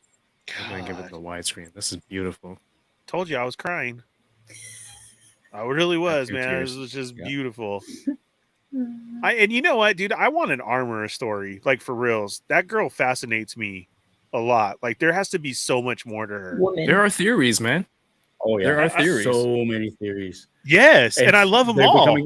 they're becoming more and more plausible, too, as it goes on. You're kind of like, Yes, absolutely. maybe. I like this Well- too. I mean, because it's almost like Jedi meditation like. And we've seen this from her before in the same pose, but just the whole Starfield in the background and everything is just like it's her, and you get excited, and yeah, she's just so mysterious. You're right. You hear all these theories, and I jump on every single one. You're right. Right. You're right. Oh, my God. I love it. Yeah. Right? So, Kat says, "Tell us." I guess the theories. Well, like if you watch Clone Wars Clone and the Wars. animation stuff, Darth Maul was the ruler of Mandalore at one point, and the Mandalorians that followed him had horns in their helmets. Yep. And And armor they were has- banished. That's the Mhm. thing, and they're saying that further to that, because Din Djarin was rescued by members of the Death Watch. They were banished to the moon of Concord, which she speaks of, saying Yep. this is the only reason like we survived, because we were banished on the moon of Concord. And so if they were part of the Death Watch, which was loyal to Maul, she could Mhm. still be very sympathetic to that. And it's the whole idea that because Bo-Katan was part of the Death Watch and turned her back on it when Darth Maul took over, and everything that was prophesized, because she got the darksaber, she didn't win it through combat. Mandalore fell, suffered because of that. It's like it's really, really deep into the whole people thinking that the armor is actually a disciple of Maul, which is why she's got the horns and has other designs for the darksaber. So it's really, really cool, and more plausible as the series goes on, I have to admit. you know what? It's such a cool history. Mhm. Just those episodes from Clone Wars, I go back time and time to watch just those sections of because there's Obi-Wan involved as well, him and Duchess Satine, who is the sister of Bo-Katan, and Duchess Satine was the leader of Mandalore. They were the pacifists, because Mandalore historically was like a battle, just people fighting all the time. So the people who wanted to keep fighting, Warriors. they were banished to that moon. The pacifists got to stay on the planet, and ironically, they're the ones who all got bombarded by the Empire and killed and all that. So it's a lot in there, and it's really cool things to be explored. What I loved about this scene, and a lot here, calls back to the theme of no guardrails in Star Wars. This was something referenced in Mando with was it Horatio Sands' character when he was in Yeah. that Imperial base or bunker. He's like, "There's no handrails. This is dangerous," and they're like, "Hurry up!" So this entire scene, or anything in this setting, I'm like, I guess they're okay because they have jetpacks. I guess that's why they're able to make a base in there. He does it. It happens to him, and he flies right back. Because he remembers he has a jetpack. Yeah. Oh, Yeah. great. Thanks, Yoko. All right. I mean, that's Did I not say it? true. Did I say not that? true. Yes, Yeah. Yoko. Man, Amazing. points to Yoko. Ernie's Amazing. getting lit up like a Christmas tree. I know, and I can't because it's like I said, Teardrop great again. episode. Freak God. Oh, Look at her. this shot is beautiful. I'm very jealous of your Hot Toys, Paul. So I think, did you get Yeah, it I'm before the looking- episode came out? Yeah. Yeah. Oddly enough. Okay. So it was just like, oh my God, that's Very cool. perfect. It's totally perfect. So there you go. And Like- I honestly, like, we'll talk about this later, but I have no idea what was going to happen in this episode. Beforehand, when you shoot, you just get your script, like that part of the script, and that's it. So I knew that Mandalorian was going to be in the new Starfighter, and that he was doing hot dog moves and stuff like that. But like we just get that one chunk of script, and that's it. So I had no idea the armor was going to be there. Paz Vizsla didn't know that Din Djarin was going to cut himself. Didn't know Pelimoto was involved. Didn't know any of that stuff. So it's pretty fun watching these episodes as well when they finally do come out. That's awesome. Yeah, that's cool. That's cool. Yeah, because you're not just totally expecting everything, and then it all comes together. Yeah, it's fun. And And as I like shot- a civilian. Go ahead. Yeah, I shot this in April of last year, and it was 1 day of shooting, and I had to quarantine for a month, basically 2 God. weeks before and then 2 weeks after. So it was totally worth it. So I was just gonna say that totally worth it. So worth That's it. all I'm It thinking. just so worth it. And in fact, I didn't know. I thought I was shooting an episode of Mandalorian season 3. I had no idea it was Book of Boba Fett until my wardrobe fitting, and I found out because the guy, my transport guy, told me, and he was saying as well that like the entire crew for weeks thought they were working on Mando season 3 because they use a lot of the same crew, and it's like a lot of the same costumes and this and that. And then it was just like, yeah, they all found out partway through. It's like, oh no, this is Book of Boba Fett. And like, oh my God. So I thought that was pretty cool story as well. That's awesome. So yeah, and I was like pretty chuffed to find out, oh my God, I'm in Book of Boba Fett too. Yeah. So not only Mandalorian, but now I'm in that universe part two Two. shows. Two That means shows. you have to That's have a super- toy yeah, coming, man. Exactly. You have to have a fan. Yeah. You don't understand how lucky I feel to be here and still fanboy out. Like I just sit here constantly and like, keep quiet, Ernie. Shut up, Ernie. Just keep your mouth quiet. Don't do it. Don't freak out right now. Don't freak out. And you're telling this, and I'm all, yeah. He's in 2 episodes. He didn't even know he's a Book of Boba. Yeah, that's amazing. That's cool. I think it's also so great though that you get to watch it and then see all this and be hyped about one of the best episodes that there was, and you're in that one. Like, Yeah. oh man, Well, and then that's amazing. to find out that Bryce Dallas Howard was directing it is another thing too. It's like, oh, who? Wow! Oh my God, that's fantastic, and she's amazing. Yeah, Like she's awesome to work with, and you can tell like she's an actor's director. She took care of us, which was great. Like stuff that, and not to say that other directors I worked with, they're like, who cares? She knows what it's like to be on the other side of that camera, and so she was making sure that things that I never even would have thought to ask about were being done to make ourselves like she went above and beyond to make us Max and myself feel comfortable, Cool. which is really cool, right? And so it's just like, oh wow, okay, That's amazing. yeah, and she was fun too. Did you know She's a lot she of was fun to work with. directing? I found out when I was until there. you got there. No, I mean, again, you don't know.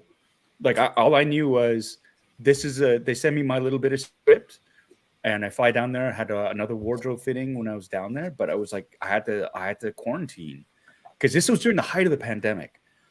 This is before I could even get my first vaccination, and I was like desperate to get vaccinated before I went down to the U.S., but I couldn't because back then in April, around the time they had just started opening up vaccinations for younger people under the age of 70, but it was like I wasn't old enough, I wasn't fat enough, I wasn't sick enough, I didn't live in a hot enough part, like a dangerous enough part of town, and so I didn't qualify for any of that. So I was kind of like I was a bit on edge going down to the States to shoot. And it was like, so you're on the plane and you're double masked and you're just sort of sitting there.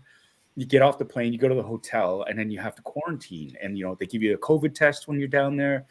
And then once you clear after the first 3 days, then they shorten the quarantine period a little bit, but then they push my shoot dates. So I had to stay there even longer. And it's not like I'm going out and I'm partying with anybody. I'm staying in my little hotel apartment and just sort of like waiting. But the one great thing about it was I got my first dose of vaccine down in the States. And it took half hour. Like I texted the day of to make an appointment. I went there and I stood in line for an hour and I got my jab and I almost started crying right after because it was so easy to get it.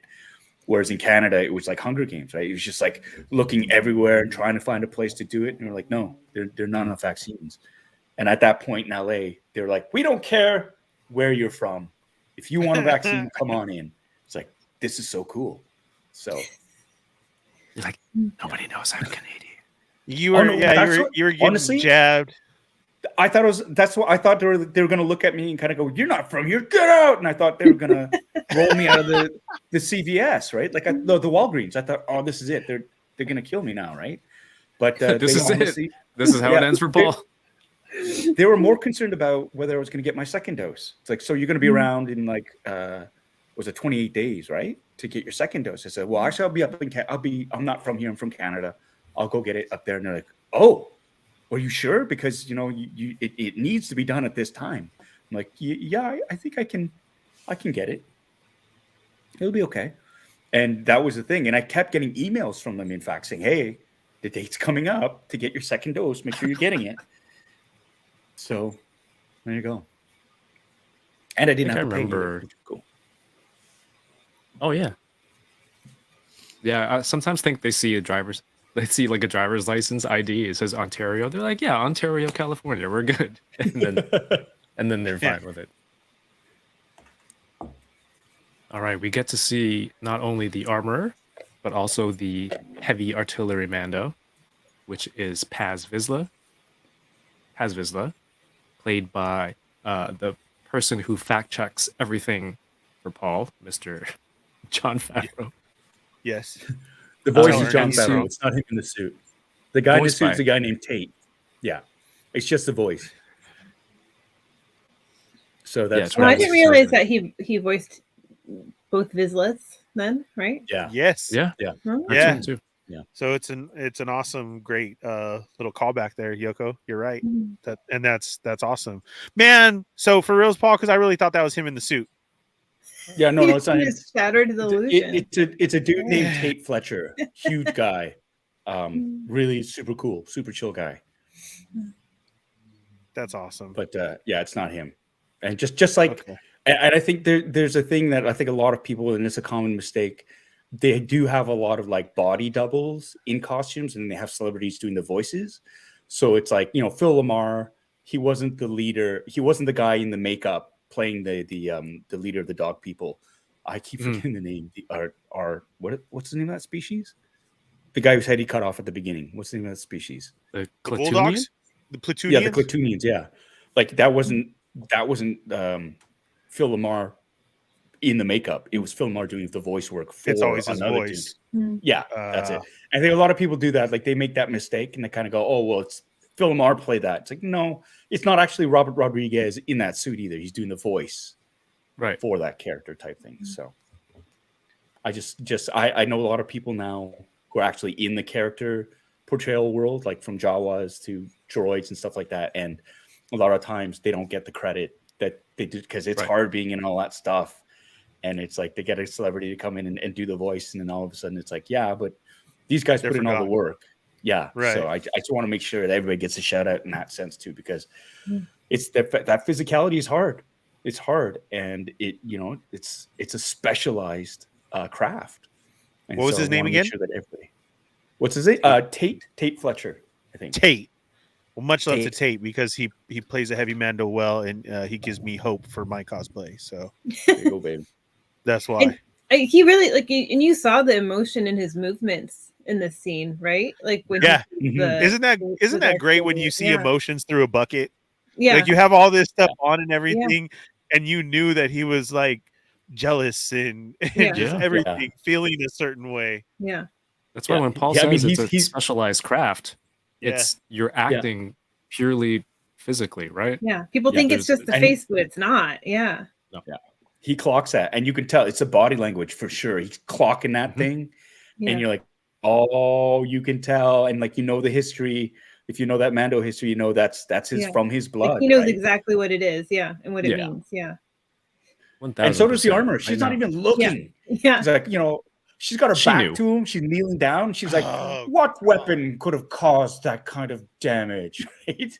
And he's, See, and, she's and not even again, like looking some, at it. She knows. some type of Right. force, something. Right. Do you think she's, I never thought about it. Do you think she's force sensitive then? Yeah, like I'm saying, Yeah. that meditation, the way of her sitting Yeah. there, Mm. man, I totally think so, and maybe a little dark because of Yeah. the mall connection, Yeah. and so yeah, I do. In my little head world, I think so.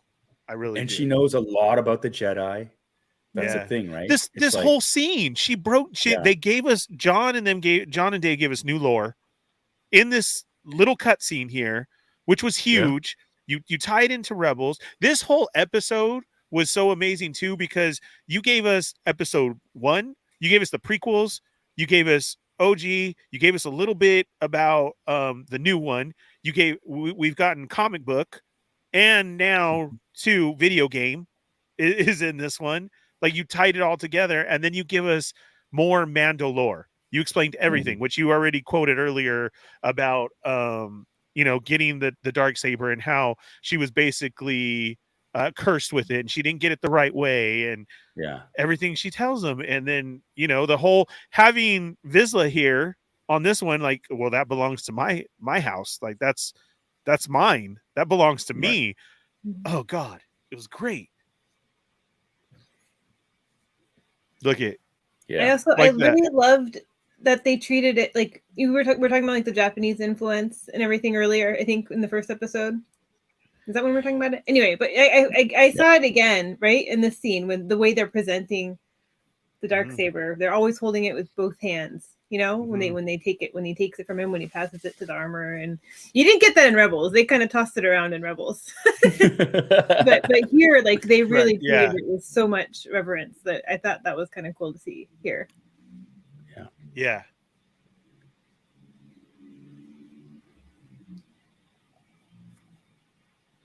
I'm muted. YouTuber Captain Rick. Again, thank you for the support and the super chat. He says, I am still heartbroken about Sundari City nuked. Absolutely, man. Yeah, we'll get to. There's some more good screenshots. There's a lot of really good looking scenes this episode. It's insane. But again, the acting by Tate, was it that Paul said? And then they held the shot a little bit longer just to build up for the viewer. Like there's some wanting there that he's staring at. He's staring at this darksaber. He knows what it is. And let's give credit to the director as well. Like, this is again, Bryce Dallas Howard is really, really good at eliciting an emotional state or a state of being with helmeted characters. He did that with that episode in season 1 of The Mandalorian, where they basically did the 7 Samurai, where it was just you got so much emotion from a character that had no face, basically. So it's just, again, this is a director who knows how to work with actors and knows how to tell a story. And it's lovely to see. It's lovely. So you've done what's his name? Apollo Creed directed Carl episode. Weathers. Carl Weathers, Weathers. blank, and then Peyton Reed, and then yes, and now Bryce Dallas Howard. Crazy, crazy stuff. Pretty cool. pretty cool. Pretty cool. I don't know Right. what So that like is. Paul did the voice, did it again. What? I can't do her voice. Every time I try to do it, I end up doing like a cartoony version of the Queen of England. Is like, hey, what weapon caused that kind of wound? Hmm? I can't do it. Maybe you can if you get Hot Toys armor as another guest. I'll do voices for that one, and you can do Boba Fett. But when she asked, she knew exactly what weapon it was. She just wanted to see how he would answer. And then she proceeds to tell him, and for all of us, thankfully, some history of Mandalore. We kind of went into it a little bit earlier. Yeah. Just again, but here's the other thing, though. So it's open to challenge at any time, right? And Paz Vizsla, he's like, yeah, let's go, and he wants to take it. It's interesting that she doesn't challenge at all, because she could kick his ass. Yeah, right. Like I was going to say that point when she turned it on, she didn't have any trouble controlling it, right? Oh, yeah, it just seemed like So, like, what's her end game in all this? Which the is long con. Yep. Yeah. Exactly. That's what I'm saying. There's like more to her. Yeah. Like a lot more. Do we have to wait till season 3 to find out though? Because that hurts, man. Yeah. I really want to. That's more interesting than absolutely whatever the hell we've been watching. But I like that. I saw somebody in the comments say that earlier of just like Boba's mysteries before, they like her mystery, just of that whole everything that we're talking about right now. Oh, she could be this. Did you see this? And like that. She's so mysterious. That is a great thing to hold on to as well. So she actually kicked ass though. Yeah, she's probably not going to a whole mystery. It's more than just a mystery. Why do I even try? Go ahead. Go on. Just go. I don't even know. Man. Stepped in it. Yeah. I need to know where she got that suitcase though, because I do need to bring that to Celebration. That's beautiful, right there. Portrait kit. I like it. But hey, they set up the forge again. Yeah. And she proceeds to melt down the new Beskar spear. Yeah, rip. Like, where did you get this? Spear. Just the tip. Which is, we hardly knew you. She's telling him it can pierce armor, and its mere existence puts Mandalorians at risk. Beskar is for protection, for armor. Shouldn't be made for attack. So let's have a moment of silence for the Beskar spear, like Yoko said, who we didn't even get a chance to know. And a moment of silence for everyone who, got the upgraded Mandalorian's hot toys with the Beskar spear. A lot of people were 3D printing and customizing that stuff, and it's gone. If you don't know any of those people, they're probably in the same support group for the people who bought toys that got killed off, like the HasLab Razor Crest. All awesome toys. It's just a shame that they're not here anymore. Right. So is the Rancor a member just by himself? Is the Rancor just a member in there by himself? That's a different category. It never existed. He's in his own. Never existed. And then now it's story time. He's sitting by the forge as she's. Did I even put? Yeah, it's just story time.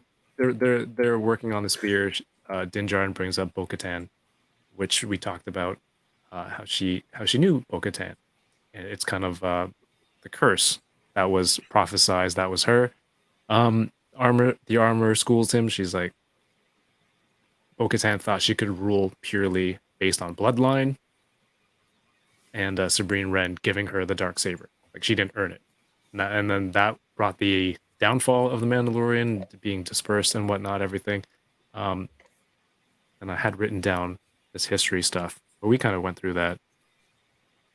Armor reveals that if their sect was not on Concordia, which was the moon, they would not have survived the purge. So the people who were fighting ended up surviving because they were banished on the moon. And then it gives us this crazy flashback, these TIE bombers on Mandalore blowing up some of the dome cities. And Moff Gideon referred to this in the earlier season. The night of 1,000 tears? Tears. Yes. Yeah. Yes. All my notes are all over the place. Yeah. But more it wasn't beautifully... wasn't as fun as the Night of 1,000 Beers. which was a few months beforehand. Yeah, The one nobody remembered. right. But nobody Totally remembered, different but a party. good time was had. Yeah.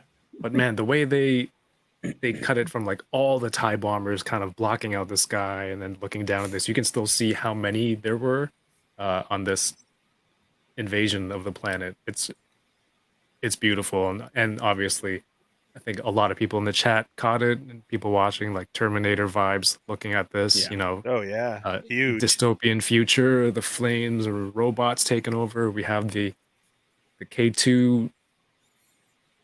Well, we know K2SO. I don't know what the general model of this droid is.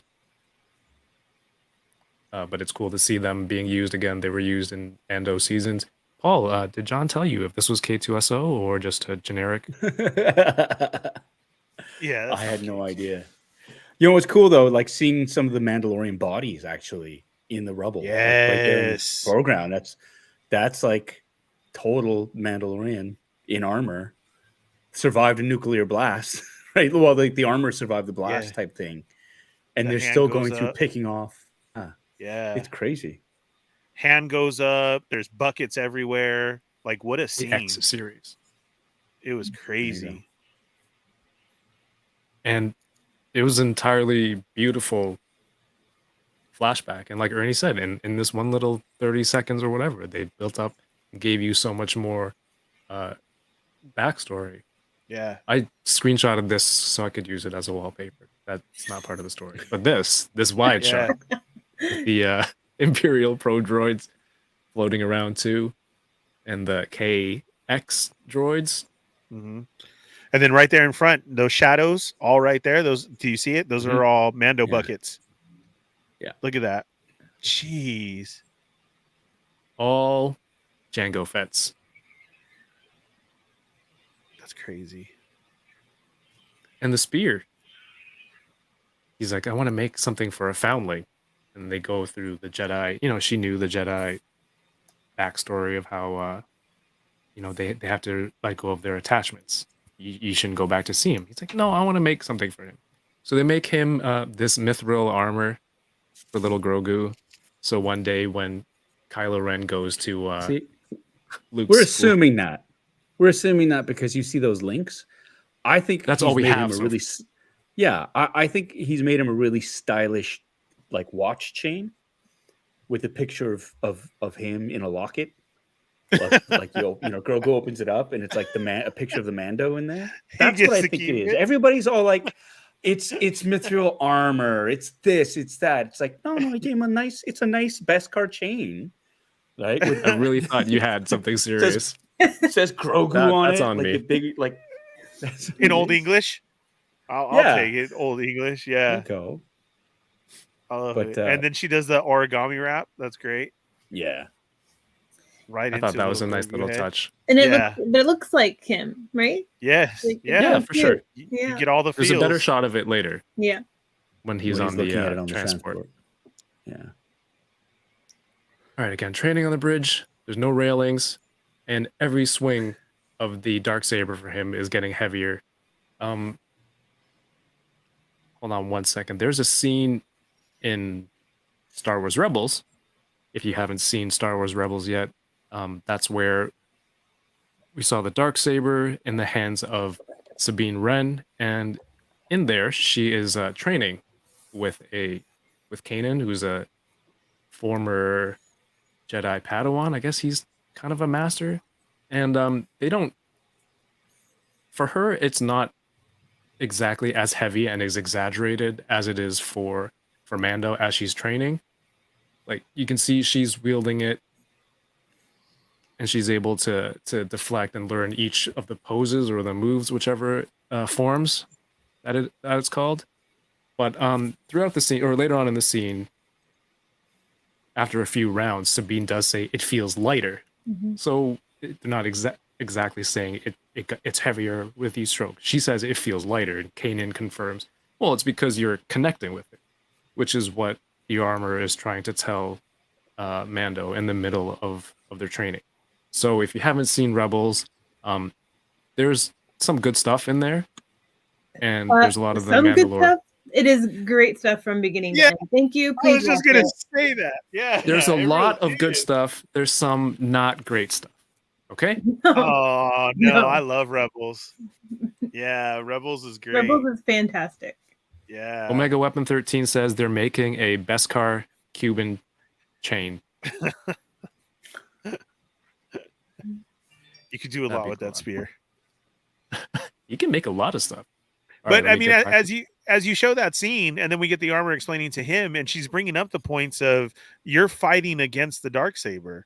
I mean, his whole thing about wondering about Grogu, and I think, just like we say about Jedis, the stuff weighs heavy on them. I think that's what she's trying to explain to him, and that's why it is so much heavier for him. Where in Sabine's, it was why do I have to yield this? It's not my Mhm. job. It's not like this. It wasn't important to her as she just gave it up to Bo-Katan. Okay, you should be the rightful ruler. To where here, I mean, he's just it's the darksaber has made more a connection with him, and him, wanting to know what's going on with Grogu, and this isn't like his right place right now. I think that's, as I see it, as she was trying to explain to him.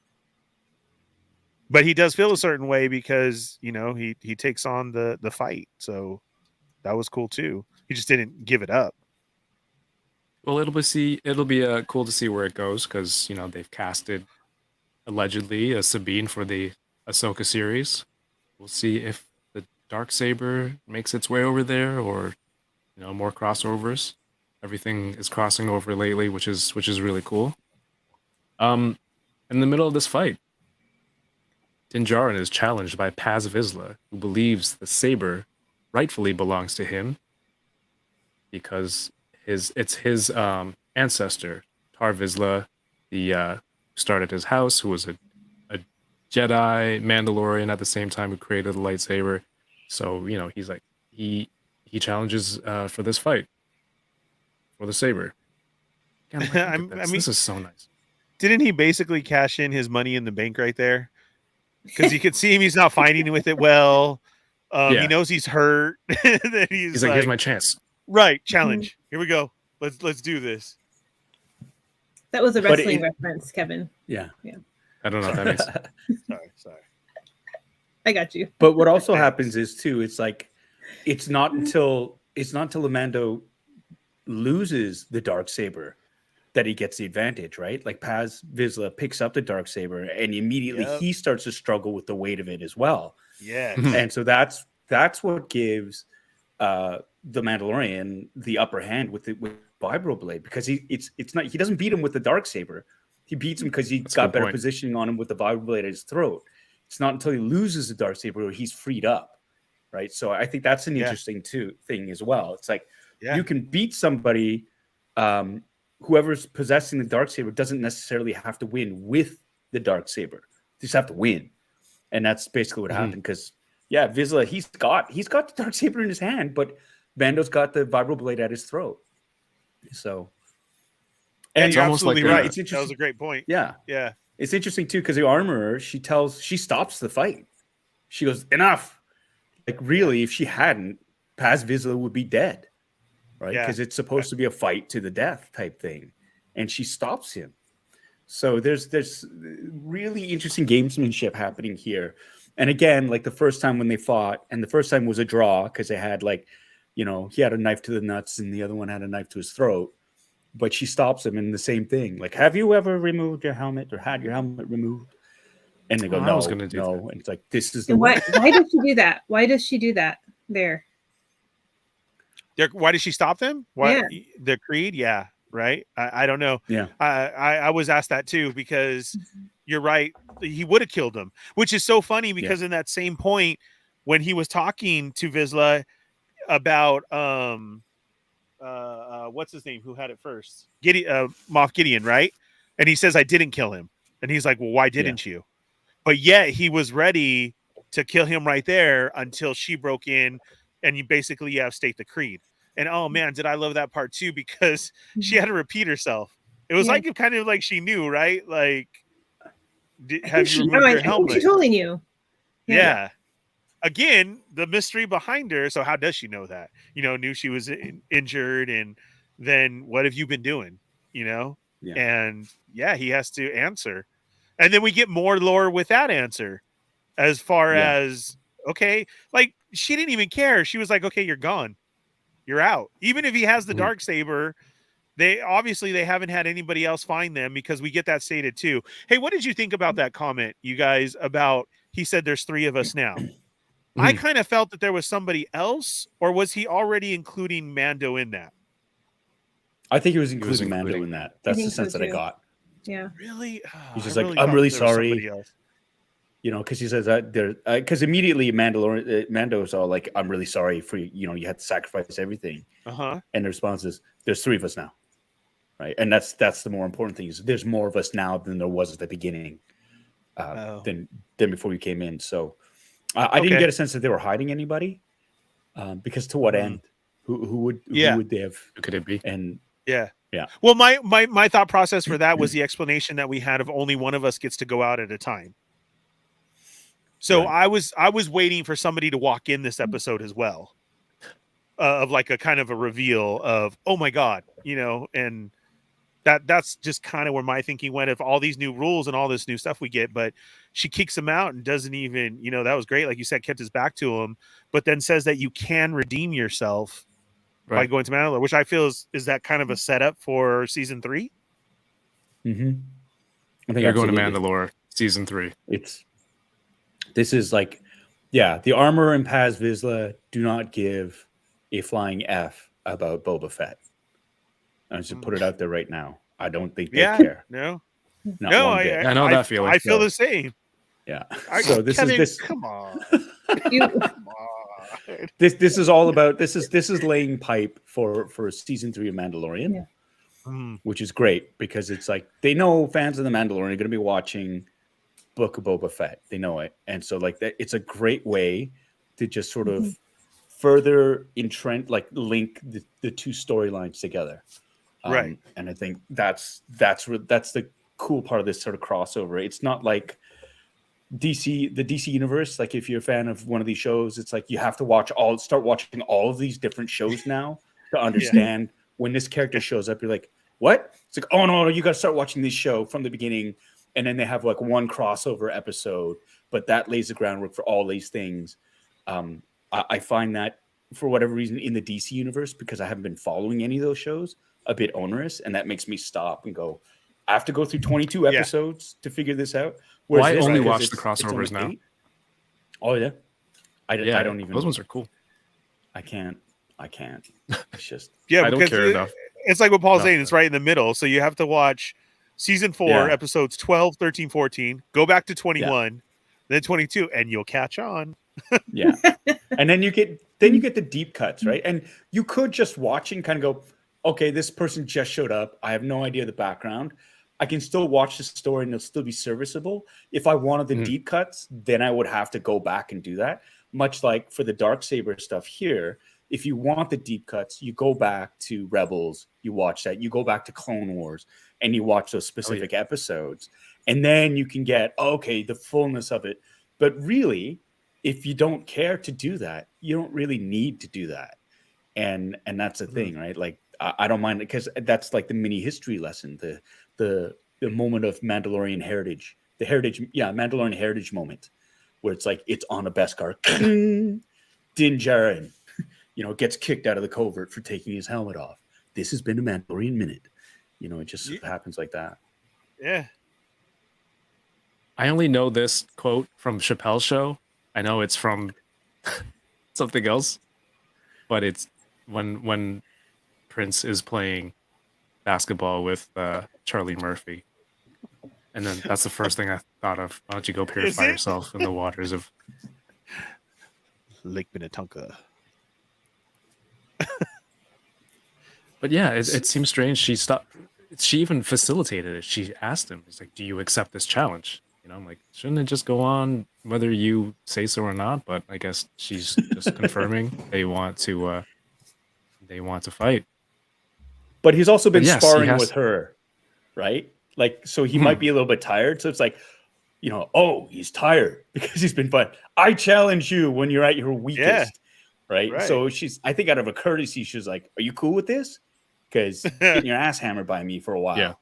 And he's like, yeah, okay. It's like, all right. I think it was a courtesy. Sorry.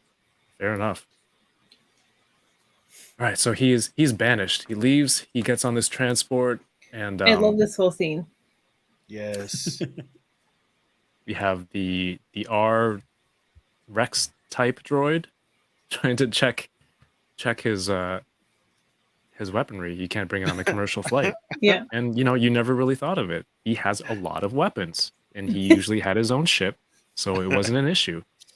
I think someone in the chat mentioned earlier, where is Mando going to put all his bounties now that he doesn't have his ship? That's another thing that he doesn't have without the Razor Crest. But there's when we get to the new ship, we can talk about storage of bounty heads. All right.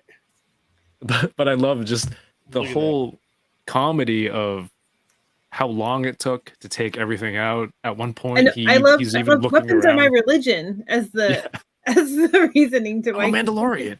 Yeah. Yeah. Guns are my religion. When he just got kicked out of being a Mandalorian. Right. That's the whole reason why you're walking out.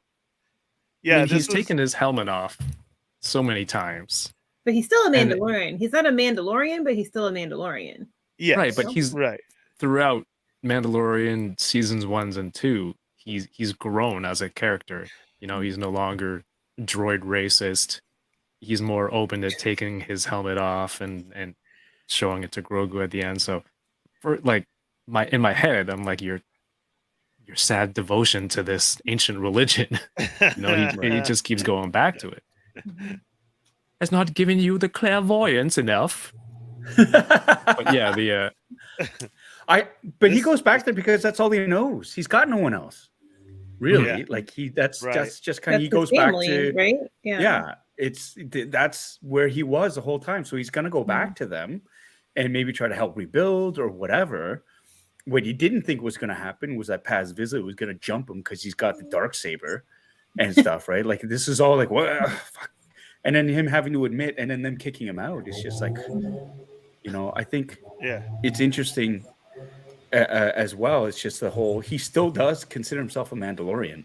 He might not be part of that sect, but I think dealing with Bo-Katan and seeing other Mandalorians take off their helmets and kind of go, right, you're part of an extremist group there. Not every Mandalorian it feels this way, and they're definitely Mandalorians, right? I think it's kind of like what we've learned with the Tusken Raiders, right? Like, they're not all the same. The tribes have their different.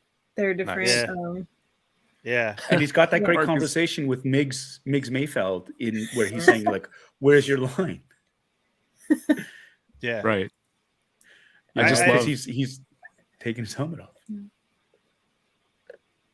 I love seeing like the layout of weapons for toys all the time. Marcus, you made that, or Matthew says, like, this is like going through the import Mando toy and going through all the accessories that you get with it.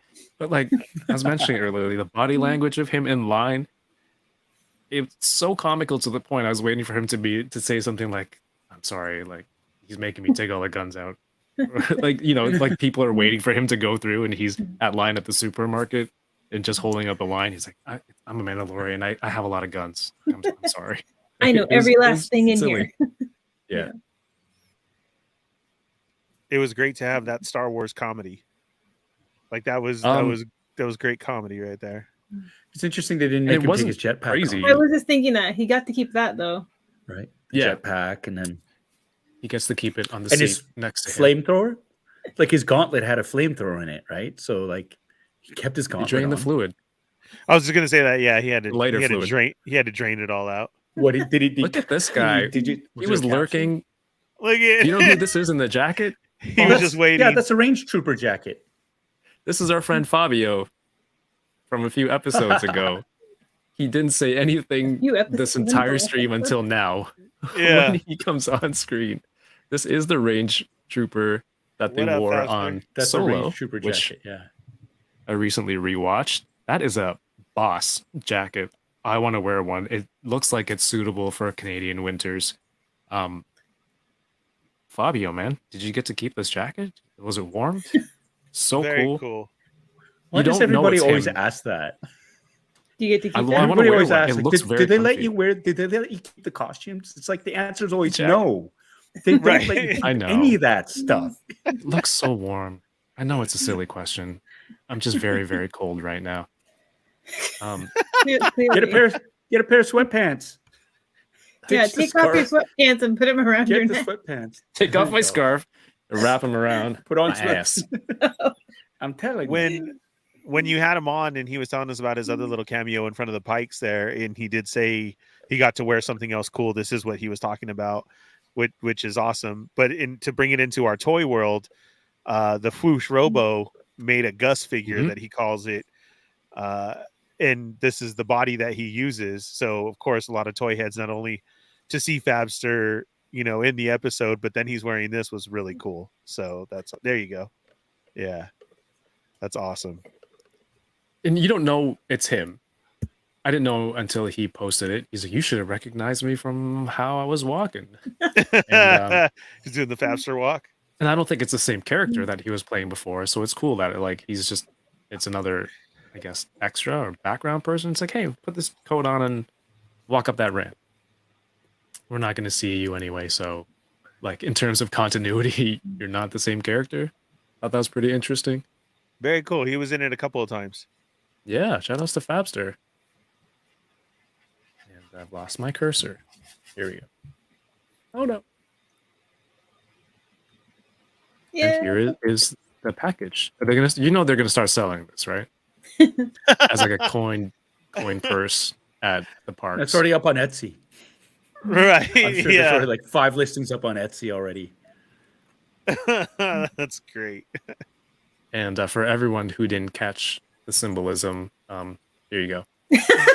Oh man, it's a beautiful drawing there. That's gonna be on Etsy. Yes, now I see it. There you go, Kev. That's your first NFT right there. Oh my God. Go ahead and sell that. I love these. These look like those pelican cases that usually is a come with the pelican foam case. padding. Is it exactly? I think so. Perfect. Yes. We need a guy Pretty who awesome. does a nice strut. Is that Fabio guy still on set? We're gonna get him walk his ass up this ramp in his jacket. So Trevor said, typecast for the walk.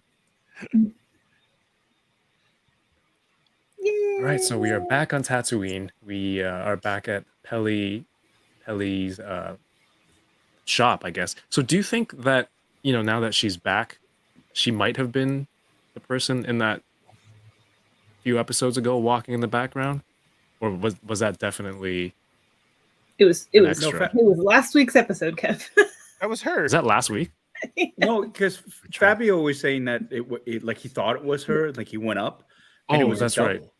They're not going to call in. I mean, because it costs money to bring Yeah. in an actor. If they're just doing a walk like that, unless it's scheduled that day, where it's just like, oh, we have a window of opportunity. Like, do you mind? We just need you to walk across this plate to bring your character in. But a lot of times, for a veteran actor like Amy Sedaris, they're not gonna bring her in to just do that, especially if they can get like a stunt double or somebody who looks a lot like her, because it's a wide shot, it's from long lens. You're not gonna. It's not a close up, so they don't need to bother her. Yeah, I forgot. Fabio confirmed that. And John How dare Favreau. you just go by BD though? First of all, thank you. This is the second kind of reference to Jedi Fallen Order. Last week, when they were storming Jabba's palace, they used that probe droid to scan the inside. The map layout was very similar to the map layout you use when you're playing Jedi Fallen Order. And of course, this BD droid is Cal Kestis's sidekick in the video game, and he does some scanning here of the ship in the episode, which he does scanning for those Jedi symbols or whatever markers in the video game as well. So I think it's pretty cool that they're putting more stuff in from the different mediums into. It's very cool. And I love Paul's him. gonna 3D print one-to-one size, 1-to-1 scale. I want one. For real? Is it already out there? Jeez. No, there were 3D models when Jedi Fallen Order came out. Yeah. Oh, really? Just, they're Wow. too lazy. STL files are out there. There's so many of them. Man. Hey man, Landspeeder Luke, who makes incredible props and dioramas in 3D. Like an episode comes out and he'll have props done. So Like fast. he already has remember the Macquarie art for the Tusken Raiders that where they were making the gaffy stick, that part of the wreckage that was in the sand. He already has models for that. So they're really quick with that stuff. But And you know, here. Yoko, we may get it at Disneyland too, because they've been coming out with a lot of droid series lately in the Droid Depot. Yeah. Oh, nice. I want one. Of the larger size ones, and this would be a perfect opportunity to get that. Mhm. And Christopher Colvin, who you just put up there, like he's a droid builder extraordinaire. He prints awesome 3D prints droids. Yeah, check out his Instagram page. Man's a total artist at it. He's really fantastic stuff, and he's built a lot. And you look at from his avatar, right? It's Vincent from the Black Hole. So he loves robots, droids, creating them, building them. Very, very talented man. So give his Instagram a look see, and you can be totally inspired by the work that he does. Oh boy, that's gonna get me printing more stuff. We have the return of R5. What was I saying before? Oh, he's on Tatooine because he's tired of flying commercial and having to check his weapons on the bus. He's like, hey, I got your message. You said you had a ship. He's like, where's the Razor Crest? I said, I didn't have a Razor Crest. I said, I had a ship for you. And at first, when they first pulled back the cloth, the curtain from the side of the engine, I thought it was like a modified pod racer. I'm like, this is crazy. But it's not. It's a Naboo N-1 Starfighter. And, I was right there with you, and I immediately went to Anakin's pod racer. Right. When you just saw that circle part, I was like, what? Yeah, how are you going to fly that into space? I knew what it was. Doesn't count if John told you. John told me. Man. No. You saw it. You knew it was in the script. So I was like, N1, like when I saw it in the script too, it's like, oh my god, he's got an N1 Starfighter. Oh my god, this is gonna be so wicked. So that was fun. That was a lot of fun. Do any of you have? Sorry, it's really nice to see it actualized. Like from reading it, the words on the script, to seeing it actually actualized, and like the kinetic motion of it, like the whole sequence of. First of all, I love the building montage. I thought it was great. Yes. I got to watch that. It's like 10 minutes long, and I found it was done in such a great way as opposed to the montage of Fennec Shan being rebuilt, for example. I found that so tedious, right? But this, for whatever reason, was just so much more like, okay, I was way more engaged in the reconstruction of the Starfighter than in the reconstruction of Fennec Shan's innards, for whatever reason, right? Like that. I found that quite interesting. And it was like a 10-minute montage of them, like 10 minutes of them rebuilding like a starfighter from that's pre-Empire from the old Republic, right? So, and I found that way more engaging. Yes, I was all for it. Super technical too, and you could lose a lot of the audience that if they're not on the level of Paul and Ernie, and I don't know if Yoko knows all that. Like, you're missing this part, and then it's like, well, if you compensate with this and that, I'm like, what the hell are you talking about? But these are characters that you've known. They've built the characters up over seasons and episodes, so like you don't mind seeing them interact. That whole building Fennec Shan is like, hey, here's a guy who we just introduced, and he's gonna do a mod party on Fennec Shan. Do any of you have an N1 fighter toy from back in the day in any rendition of it? Sold them. And I sold them part of my old collection when I sold everything with the divorce. And it's so freaking stupid because you can't give away episode 1 toys. You can like give them to kids or anything. Am I right? Like here. Yeah, for sure. Yeah. Look here's a Star Wars toy episode 1. No, that's okay. Thank you. They're like so hard. Yeah. I still got crates full of figures.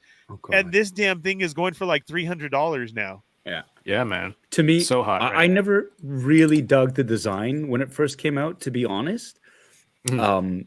And the only thing that I do remember is playing Rogue Squadron on the N64, and one of the unlockable Sweet. ships was the N1, and it pissed me off because that was the best ship to unlock. If you unlock that, it was the fastest, most maneuverable, and most heavily armed ship as well, because it not only fired friggin' proton torpedoes, it fired missiles, and it had a heavy cannon. So it was just like, oh, that always killed me. It's like I had to, like, if you wanted the best ship in that game, you had to have the Naboo Starfighter. N64 throwback. There you People in go, the baby. chat, did anyone go online to go look for a N1 toy this week? I did. Yeah. Too rich for my blood. Right? Isn't that crazy? I'm telling you, dude. You can't sell anything now. Here's the danger. If you sell it, and then one day, I sell some old Spider-Man figures, and then one day maybe someone reuses an old Spider-Man version, and all of a sudden it's the hottest toy, and then you can't sell anything anymore. They're But gonna keep calling back to it. I would wait, honestly, because it's just like, if there's money to be made at it, I mean, if they're looking at it and they're kind of going, okay, they see there's a run on all these vintage toys and everybody's doing that. All they need to do, like, everybody just sit tight. Chances are they'll probably have a vehicle release coming out fairly soon. Yeah. And then you can get one, well, maybe, if they produce enough of them, but you can get one at a more reasonable price at your Toys R Us or Targets or whatever within the next few months. They'll do the release of, the Mandalorian's N1 Starfighter with new paint scheme, and they'll use the same molds as the ones from the 90s, and they'll just paint it differently and repackage them. Oh yeah, So- it's not thrown away at all. They still have it sitting somewhere right now. Yeah. They still have anniversary releases to make. Yeah, it'll come out, man. It'll totally come out again. It's just, And if you can't wait, don't pay those eBay prices. You may just want to go check your thrift stores right now. Guarantee you there'll be. Oh yeah, you're right. There. Yeah. I'm serious. I think I've seen some. I'm you telling just caused a run on all the thrift shops. Everybody's Salvation Army is going to be Neighborhood. popping tomorrow. Yes. Cap lives. Maybe this montage was better because the interactions worked. There were nice moments like BD helping Din Djarin. The Thanks, hit little boy. droids being stupid. At least he helped. getting the Okay. wrong part. You skipped over that part, and I thought that was so hilarious where she's getting attacked by the Womp Rat and the droids just stared at her. Nobody helped her. Did you see that? I was like, Yeah. I couldn't believe that. I was like, Yeah. she's literally screaming for them, and they're just like, oh man, that sucks. That was great. I think that's why she treats them like garbage. Right? Because she knows. You jerks. She's like, okay. Yeah, That's the that was thing. great. We get to see various uses of the droids. Just plugging in, get some power from the Gonk droid. There you go. So cool. Is that the front or the back of the Gonk droid? But not a stretch gonk. And this You blow up one stretch gonk. the BD scanning the plate showing Din Djarin where this goes. Does a lot of scanning like this in the video game, so it's super cool to see that. And And the thanks little guy is from the game too. That's what Cal always said to him. Thanks little guy. nice. Oh, I didn't Forgot about catch that. that. Oh, that's awesome. That's very cool. Yeah. I didn't even think of it just because the way he said it. Yeah. That's awesome. Look at, and look then at Din Djarin- Mando like all buddying up with droids these days. Yeah, I told you the character building. He's come a long way. She even mentions his relationship with droids because he asks about what happened to the astromech part of the ship. She's like, given your, I forget what wording she used about like her history with droids, and then one of the droids says something in the background. So I kind of forgot that he was droid racist before. She used a lot of cussing in this episode, but put it in Star Wars terms, which was hilarious too. Like She if you spoke really put together Jawa. what she was saying. Oh my god, that was hilarious. Then she even had to turn down the one that was hitting on her. She was like, I dated women. She's before. I'm just working on me right now. Yeah. Oh, how many times have I heard that line? It was great. I'm just trying to find myself right now. Another classic. But Mando requests the Jawas help him find a specific part. It is a trying to find the Yeah. cryogenic density combustion booster. And Paul's going to be like, I knew that. You knew exactly what it was called. I didn't know what it was I didn't called, but I notice this know at exactly where it came from. Yes, because you held one in a photo. Well, not an exact one, but I didn't notice until Ernie sent me a link. This part that he's holding there, that he was looking for, Yeah. is from another major Star Wars scene. Yeah. The trash compactor scene on the Death Star. This is what Han tried to use to keep the trash Brace the compactor walls. from squishing them to bits. Really cool, simple stuff. If you're super Star Wars fan, it's a nice little throwback. If not, it's just there, but it's enjoyable for those who see it even afterwards, like me. I thought that was cool. Yeah, I basically Well, didn't know the and piece was a Cadillac converter, basically. So Yes.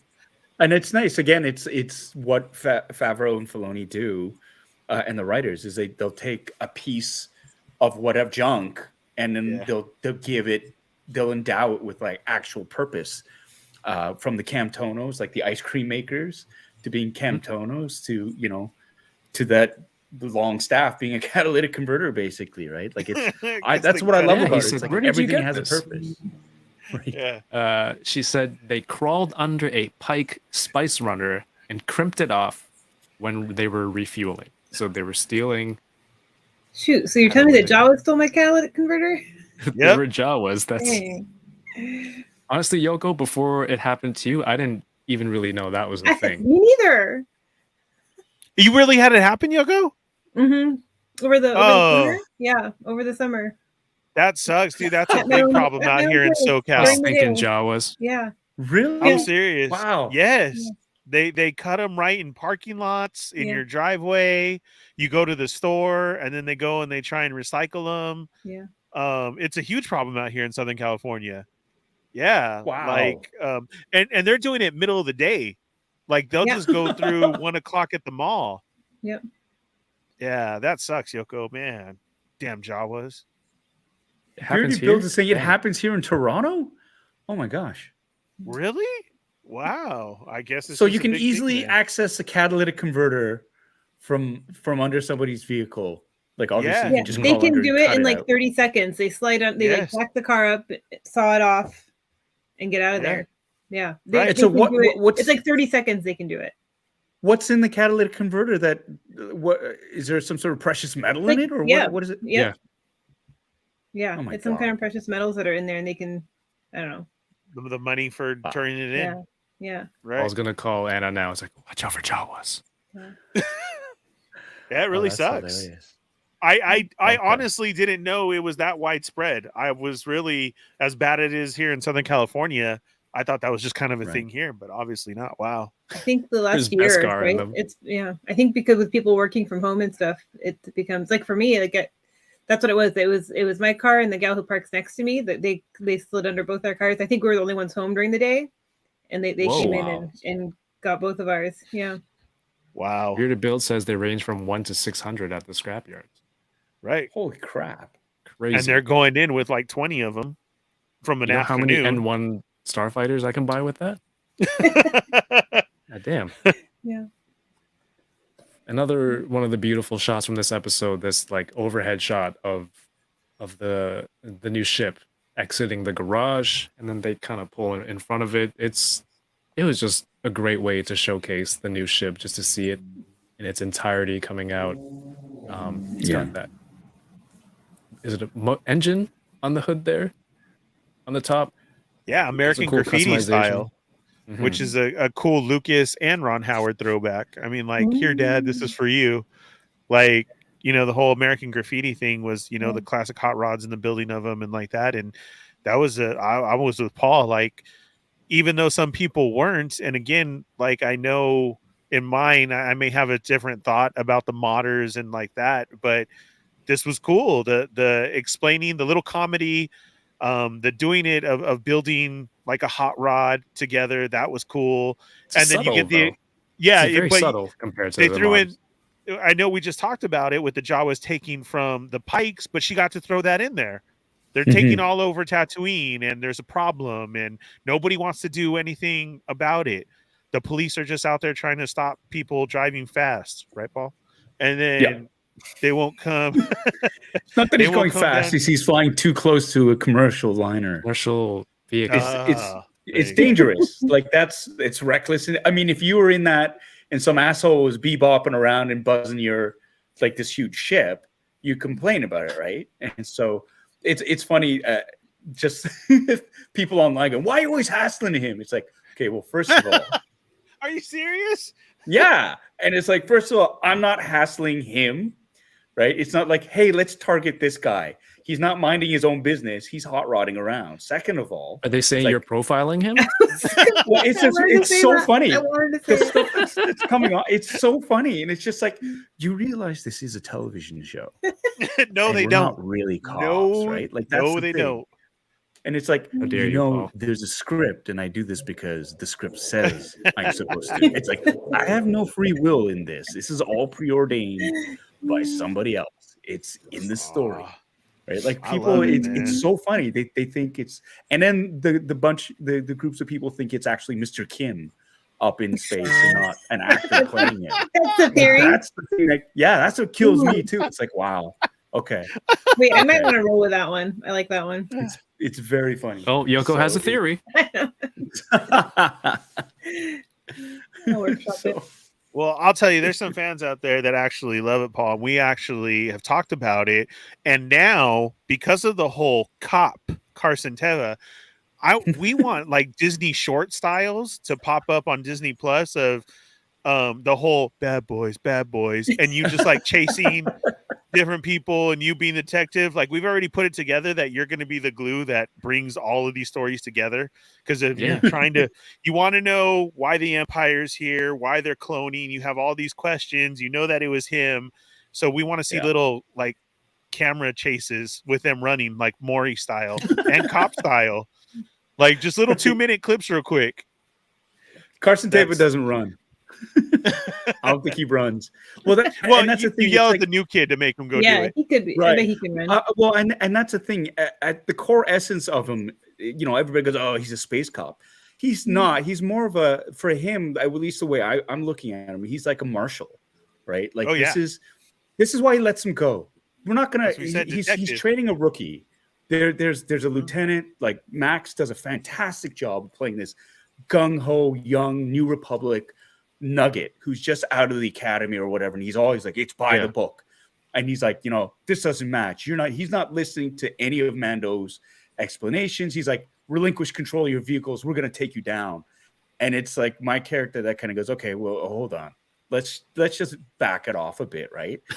But he also recognizes he recognizes the voice like right away, like he knows it is. And there's dialogue that was actually cut from that where there's more. Like he talks about the M1. He's like, there I you go know, again, the Yoko. Razor Crest, right?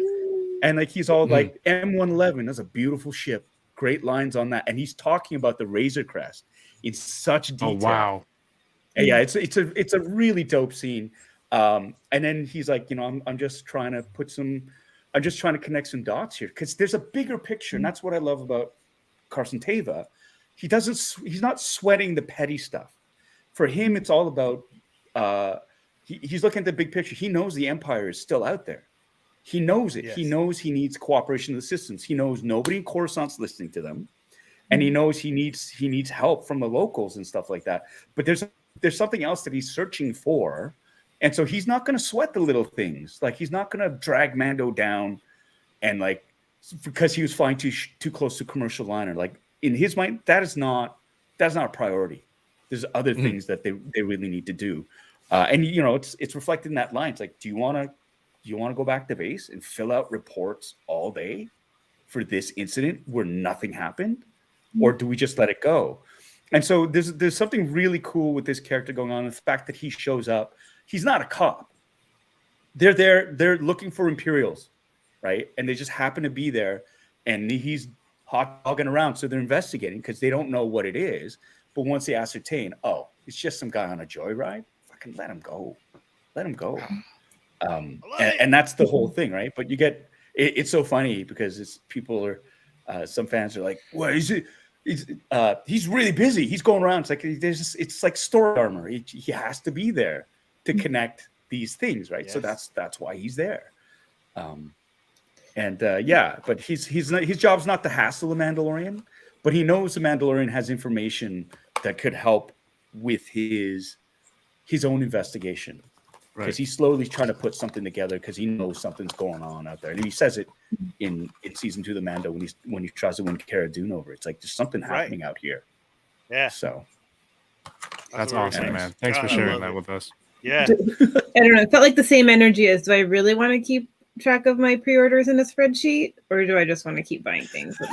Oh, damn. Same energy. Spreadsheets are for losers. I'm just kidding.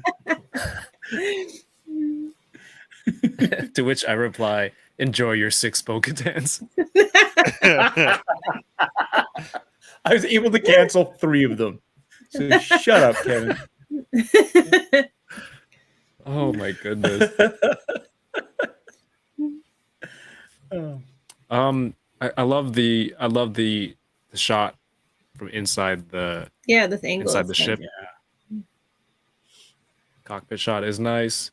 The conversation back and forth. He sounded like a little kid. He was totally enjoying his ride.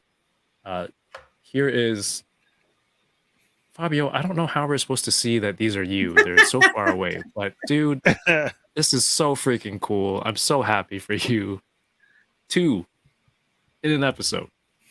Very cool. He's holding on to his hat. I love these props.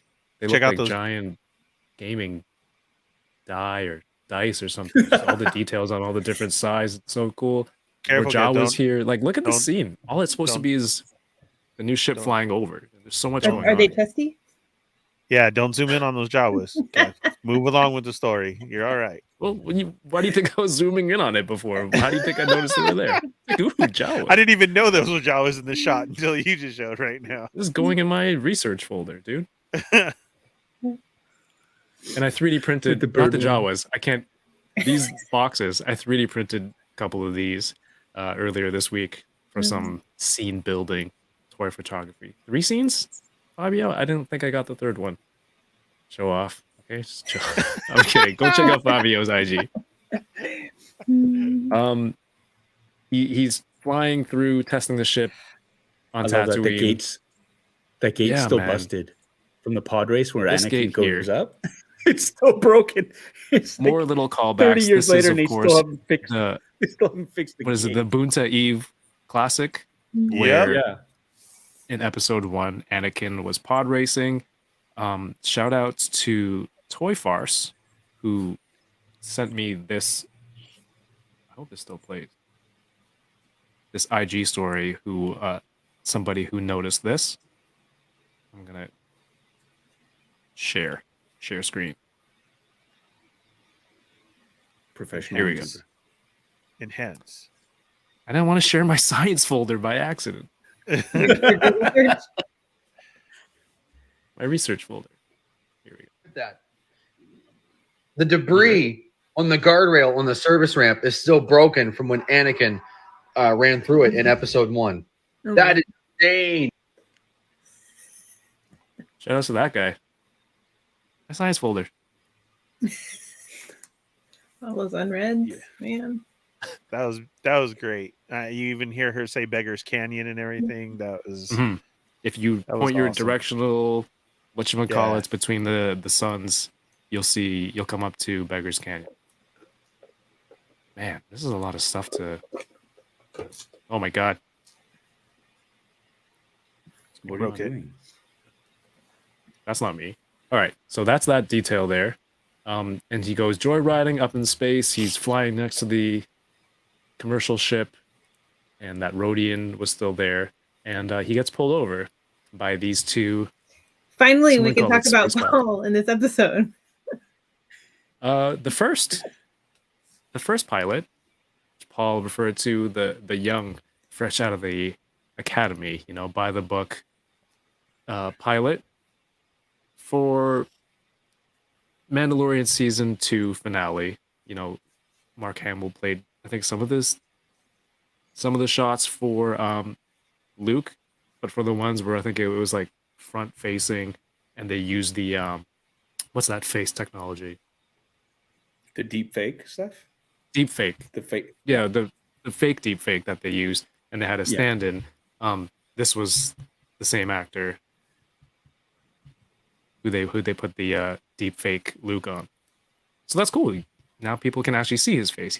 Instead of saying I was in Star Wars, that guy with the computer Mark Hamill face, that was me. But now you could say I was partners with Carson Teva, who doesn't want to do any paperwork. He's like, look, kid, I'm 10 days from retirement.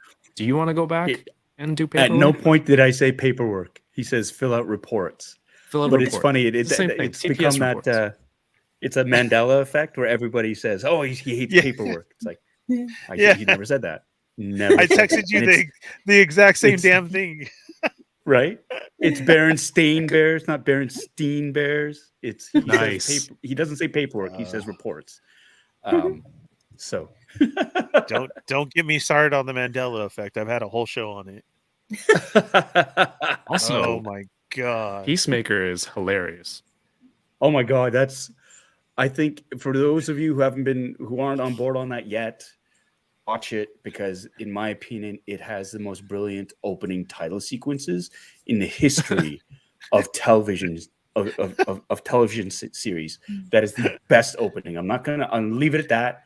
Watch the openings. If you know, you know. But if you haven't seen it, watch that series just for the opening sequence. That's all. I love it. Cap Liv says 30 plus years and nobody cleaned that mess up. That's what my mom says about my room. But hey, Paul, Tall Boys earlier this week, and now this. Yeah. So cool, man. So cool. The timing is Congratulations. perfect. Yeah. Thank you. I have a question. Can I ask my question? Yes, proceed. So, like, when you film this scene, is I forget his name already, Max? Is he there next to you? Yeah. Like, were you guys there Yeah, together so filming this? It's the same cockpit, basically. We take turns in it because they only have the one mock-up. Yeah. And so one of us will be in there, we'll be doing the lines, and the other person will be reading our lines out. So I'm not in the cockpit. So when Max is in there, I'm just outside of it, and I'm calling out my lines, and vice versa when we do That's it. awesome. And Bryce is there, and she's giving us direction, which is really great, about how she wants us to play it. We do a number of different takes of it as well, different angles, camera positions.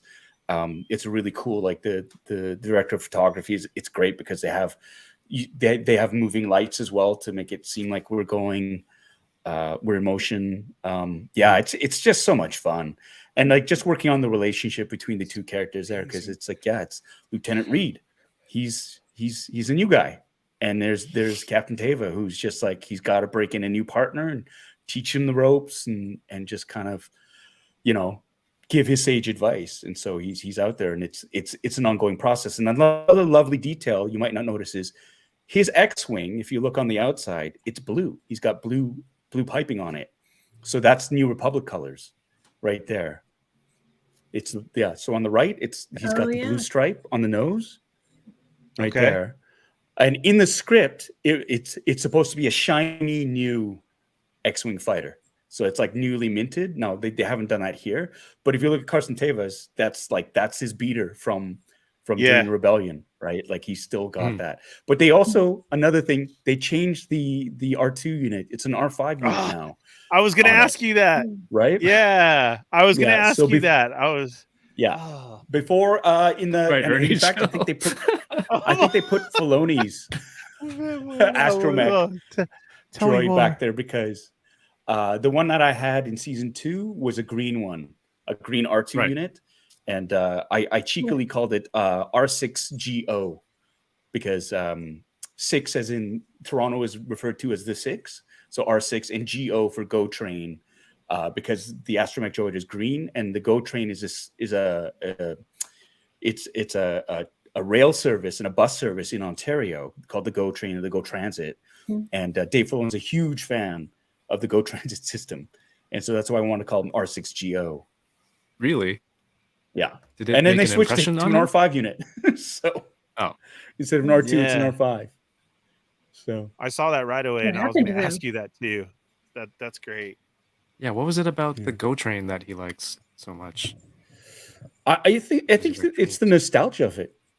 Like his Hmm. dad and his brother, I think, were big train spotters and stuff, and he didn't really get into it until like because they would go to Toronto Union Station, all the trains that run out of there, and then he saw the Go Train and just loved the look of it.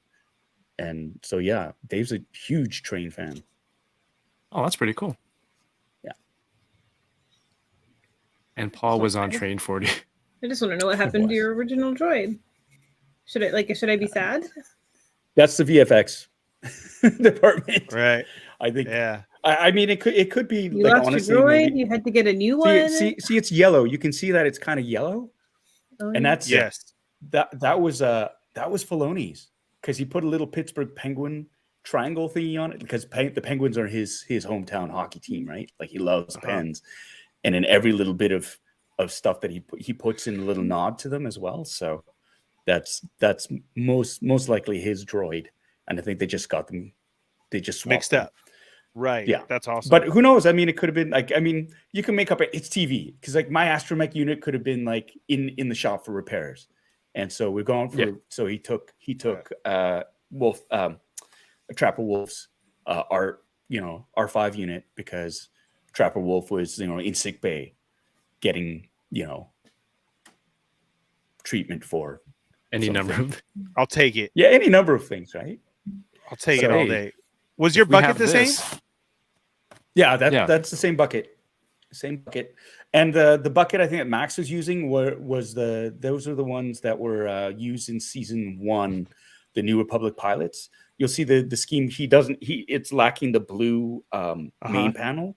It's like that's so if you go to Max's, it's got the same New Republic symbol on it, but there's no big blue blue plates on it. So and that's I believe the same helmets that they use in season 1.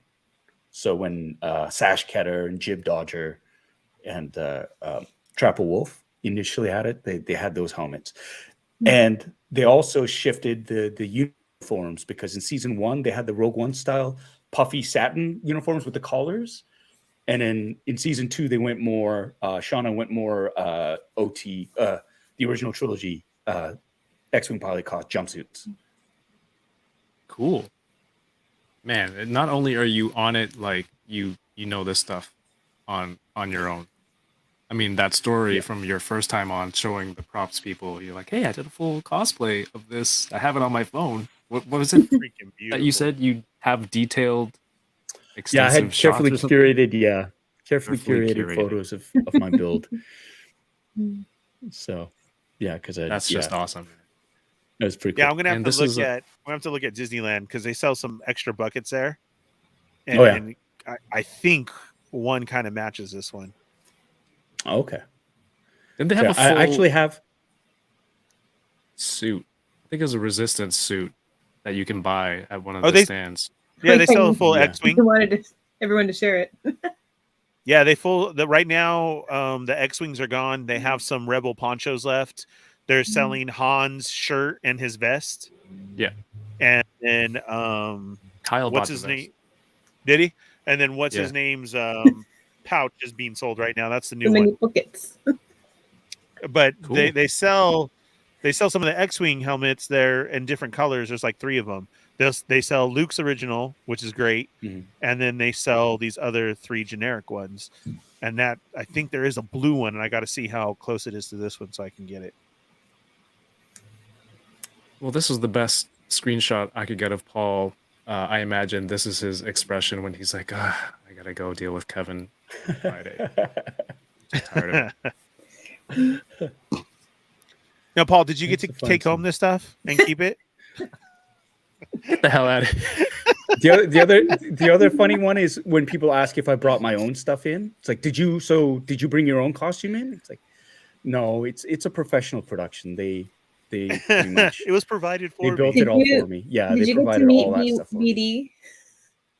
No, I didn't even know that. Again, outside of this scene, no Yeah. knowledge of the script whatsoever. And I had no context in terms of where this scene was in the episode either. So that's the thing, right? Because this is like almost at the end of the episode. Did you know that you were going to be in this this episode? Yeah, I knew I was going to be in 305. Yeah. Oh, that's cool. Yeah. I think the best part was, seeing the X-Wings. I'm like, oh, yes. Yes, it's going to be you. And then, you hear the voice, and I'm trying to hear, is it? It's not it Paul. isn't. It's not Paul. Because I've gone back to watch your first episode, and I still couldn't really tell that was your voice through the comms. So then I'm trying to hear it this time. Like, could be, it couldn't be. And then they show deep fake Luke. I'm like, oh, it's not him. And then the voice comes on. You're like, well, hold on. And I go, oh, there it is. And that was played masterfully. Yeah, it was really fun how that panned out. I mean, again, and that's in the storytelling. That's Bryce's like her decision. Like it's a great buildup of that suspense because you see the X-Wings roll in. You go, oh, we've seen this before. Is it going to be? Yeah. And then it's Max. And you're like, oh, okay, maybe it might be somebody else. And then they just throw over to me, which is great. Like it's a really lovely build up and then a reveal. And I like as a fan, as an actor, like I really appreciate that too, because it's like everybody's like, it's that whole, is it? Oh, and isn't, and then, oh my God, it is. I love that sort of double fake. I'm convinced it means they've got more planned for you. Like, I will hope so. That's what we talked about. I'm convinced There's something too. tying in. Yeah. The questions that you're asking, the meeting with Mando. I'm full into it. Give us that Black Series. You're basically a detective. Yes, that's what we keep figuring out what's going on, and you have not time solved for the case season yet. 3. Mando He's season what? 3. But I'm saying Mando season 3. You're not going to have time for us. Right. Yeah. It really is going to be at next year's celebration. Then Paul again. It is going to be for real. Yeah. It's like that's going to be that guy awesome. in the underwear. Just keep him back. Yeah. We know Doing each the other. signal. No, Yeah. Ernie, you know what's going to happen? He's going to be standing with Dave Filoni, and Dave Filoni's like, oh, that guy's calling your name. Do you know him? And Paul's going to be like, no. Who's this weirdo? As I'm being tackled to the ground with this screenshot on my phone. I swear. This says we're on the same YouTube. Yeah. That's me. Yeah, Paul, I think you kind of answered it, but like, how does it feel to be, that actor, that character, where people are like, they're anticipating you to be on, hoping that it's you? Yeah. I honestly still can't believe it myself. It's just, I feel like I'm living in a dream to be a part of this. And it just feels so surreal. Right. And I love seeing the responses and everybody's been really super cool about it and super happy. And that makes me like, that gives me so much joy. You have no idea the incredible amount of gratitude that I hold for the fact that people get happy when they see my stupid face up on the screens. It's just like, oh my God. And I still can't believe it myself that I get to play in that universe and be that guy that rolls up in the X-Wing and has so much sort of gravitas and there's more to him than just sort of like, oh, it's a fun fan moment. It's like he's got a purpose in this. Like the character has a purpose. He's not just there for fan service or this or that. Like there's something that he's trying to piece together. And I love that that I get to be a part of it. That's just for me. It's just like, oh my God, that's every dream of mine come true right there. So Jason Lowe makes a good point. Was it your dream to be in the best episode of the Book of Boba Fett? Was this in your career path when you first started? You're like, I hope one day that clown Boba Fett gets his own show and I'm gonna kill the best episode of his own series. Well, as many people have pointed out, in this episode, I officially have more screen time than the titular character of the series. So I mean, I might not do very much else in my career, but I can always hold that over Ernie and say, well, I had more screen time than Boba did in episode. I'll take it all day. Even better, Kev, dude. I want the Chronicles of Carson Teva. We gotta keep that C thing going. Yeah, a little alliteration there. I'm telling you, and you know what, Paul, you're absolutely right. You got it. You are living everybody's dream. Kevin asked me to be here, and it was such an honor. Like I say, I literally sit here and fanboy out. I think it's great the role that you play because you are such a nerd in the universe too, and with all that, like you tie it all together for us. Like, so I really do hope that is the plan. Like you're able to tie all these worlds together. I mean, you're asking the stuff about something's going on, which is going to tie into the latest trilogy, which a lot of people have a problem with, but you're going to be that glue to tie everything together. Like, well, he figured it out and he led to this scene and like that. This Captain Tarzan Teva did it. You know what I mean? And he came from, he's a big cosplayer and he did this and that. Like, I just find that cool. So yeah, I fanboy out on this stuff. And I got to ask the toy question because I saw Jason ask it earlier too. He said that shot, the first one, would be a great vintage card for your figure. Gosh, yeah.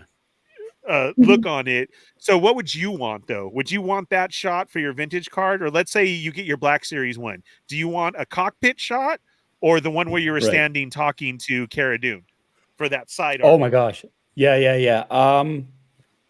Jeez, I don't care. They could have a picture of me hanging upside down in Fetchonies, and I'll take it. If that means I get a Black Series figure, I love it. Yeah, I'll take that every day and twice on Sunday. Why would you be upside down? I don't care. Black Santa can be holding me upside. Hey man, you had a theory about some weird sex cult thing with the bird lady in Mandalorian, and you're giving me grief about. Right, he's trying to flip it on you now. God, yeah. Oh my God, that'd be great if you get to question. Please tell me now that if you get to question Boba Fett in his Fett chonies next to his Bacta tank, because that's the only time you got to talk to him. And here's Paul. Man, just little does Ernie know. That's going to be his card thing. There's Fett standing next to him in the Fett chonies and you questioning him in. Oh, God, that'd be great. I love it. Oh, man. Oh, man. Somebody just said Carson Teva Hot Toys. Yeah. Yeah. Oh, down. Yeah. I'll be done. Well, I already said, the whole Mandela effect, I did. I texted you right away. Oh, my God, I knew it. And then I said it too. You said I don't want to do paperwork. And then the third one I said was, I need that bucket. Like, I need that bucket. And I've seen other people asking for it too. That's great. Yeah. No, that's so cool. It's funny too, because I get asked a lot, like, are you going to get, like, do they let you keep the helmet? It's like, oh God, I wish I could. But they keep it. And I like that because that means they're keeping it to perhaps have me back. Right. Like that's same thing with the costume. They let you keep the costume. Right. They only let you keep the costume if you're not coming back. And then maybe they'll still keep it. Little known fact, a lot of people think that, once the movie's over, everybody gets stuff. They will, the production keeps everything, man. And it's not just for Star Wars. There's a great story that Carl Urban tells, like at the end of Dread, he took the helmet that he wore. And then, a few days later, producers are like, did you take the helmet? Because you're not supposed to do that, right? And he's like, and so he had to give back the helmet. And this is the guy who's the star of the show, of that movie, and they wouldn't let him keep the helmet. I mean, eventually he did get his own version of the helmet. Production gave him one, but it's like they don't let you keep that stuff, right? And so with regards to the helmet, I want my own copy of it. And luckily, I actually have made contacts in the props world, and so I was able to source a Rogue One style helmet, which is what they used in the production. So I've got that, a blank one. And I've made friends with Frank Ippolito, who actually, he was a props maker, and he painted my helmet. He was the one that did the actual helmet. And so he's doing an exact copy of it for me so I can have my own version at home, which is really beautiful. Cool. Awesome. So, yeah. Yeah. Wow, that's great. Yeah, so it's fun. It's sweet. Again, I can't believe it. So, well, there are still a few more seconds left of this episode. we gotta tie it into Book of Boba Fett. It was all the exciting stuff that happened. After going through a similar questioning, like, give me your ping, send me your ping. I'm gonna need this. I'm gonna need that. I'm gonna need you to hand over controls to the ship. Mando remembers he has the NOS button on his ship. Din Toretto, right here. I loved it. And Tommy's edit on on Instagram. He sent it to us the morning of, and it was so funny. I couldn't share it because not everyone's seen it. Right. But he basically just edited the moment he pressed this button. NWA's "Fuck the Police" came on. I was like, it's perfect. He just took off. It was so good. So shout outs to Tommy for that one. And he brings it back. What is Wizard. everyone? What does he say in this shot? Wizard. It was great. Fun fact. Dave Filoni still says wizard, like in real life. When he's excited about, oh, that's a wizard. It's like, oh my god. Oh, that's great. Fun fact. That's so cool. Yeah. So it's part of his vernacular, which is awesome. The Go Train is wizard. Like, have we seen Mando that excited about anything? Like, No. ever? Like, right? Is that the No. most? It was like annoying a we've seen from- childlike from wonder. him? Yeah. Right. And we That would got be the one word. The We only got thing wizard. was when he was doing the Force with Grogu, remember? But all that Yeah, time yeah. it was Dank Farrik. Dank Farrik. Yeah. Farrik all the time. And this one, you're right. This escalated to Right? wizard. Like, He did we- Dick we- Ferrick a few times though. yeah. Yeah, And he did. we always make fun of that from Kitster, episode 1, again, tying it back, and everybody makes fun of it. But man, did not Mando make it sound so cool? Like just how Is he Paul was just- talking about, like to Because use he's it all here, the time he's now? using Tatooine slang. Right, I don't know. Wizard. I heard all the cool kids on Tatooine say wizard. Yeah, but I mean, he said it so cool still. I mean, tell me everybody did not repeat it in a low voice after. Wizard. You're Of sitting course. there, it's like almost 1 a.m. and you're just, yeah, wizard. Like, My friend Jason Lapidus has a theory that Pelly is like one of Anakin's friends from the pod racing days. Because she's like, I've never even been off planet. Can you believe I've never been off Tatooine? I'm like, hey, wouldn't it be cool if she was one of that character or friends and they've just been around the whole time? That was a nice theory from Jason. trying to think of age-wise. I feel like if I said that, you would have Cool. called me crazy. But because Jason said it, you're like, oh, it's a great theory. This is very plausible. Like, you mean Yoko? He sends me a message. Oh my your god! Do you know what theory that I Yoko said? poo-pooed Yeah. had like time travel and multiverse But travel. Haven't been If- proven wrong yet. So Sure, but that's not the issue here. He's grinning Man. under the helmet. That's hilarious. You can He is. you can feel his Yeah. smile Yeah. through the helmet. Yeah, here And, she is. Of course, you have to tie it back into the show. I don't know, like, hey, this is where we're gonna mention Boba Fett. Yeah, We need some muscle. It's cool. He's like, hey, you know what? I'll do it. It's on the house. You guys help me with Grogu. So I just got to go say hello to my little friend, a little Scarface action. And then I didn't make fun of you, Jason. Come on. It's a great theory. see, and that what was great about the whole thing is not only did it seem like, oh, we have to bring it back to Book of Boba Fett, but the whole giving back the money and saying, oh, Boba Fett, nah, that's my homie. Like, we got this. What does he need? I'll be right back. That was what was like respectful and cool about it. So it was like, okay, there we go. That's awesome. So he's finally But- getting some respect. Yes, but I do have a theory. I don't think we're going to see him back for these last two, because I mean he has to go see Grogu. I feel like that's too much going on. That I think he says it like, yes, I'll help, but I don't think he's going to return. I really don't. you don't think we're He's gonna, gonna skip an episode. Mm-mm. Yeah, think I we'll- don't. You think so? We want to talk about this? You want to talk about theories? Yeah. Why did that sound like a threat? You wanna talk about this? I know, right? Wanna go Did outside? you hear me Talk about say? theories? Yes. I was Let's like, take it outside. it's an Talk about invitation anything to you share want. theories. I think we'll see him come back. I feel like he'll come back like right in the nick of time to help them out in chapter 7 Absolutely. or whatever. But we're not going to Yeah. know anything about what his visit to little Grogu or anything like that's all. We're going to see all that in season 3 of Mando. But I suspect he will get back in time to help him because otherwise, what's the point? Okay. Yeah. My theory is there's rumors about this we got rumors that still haven't popped up yet, right? So one of the big ones is like freaking Han showing up.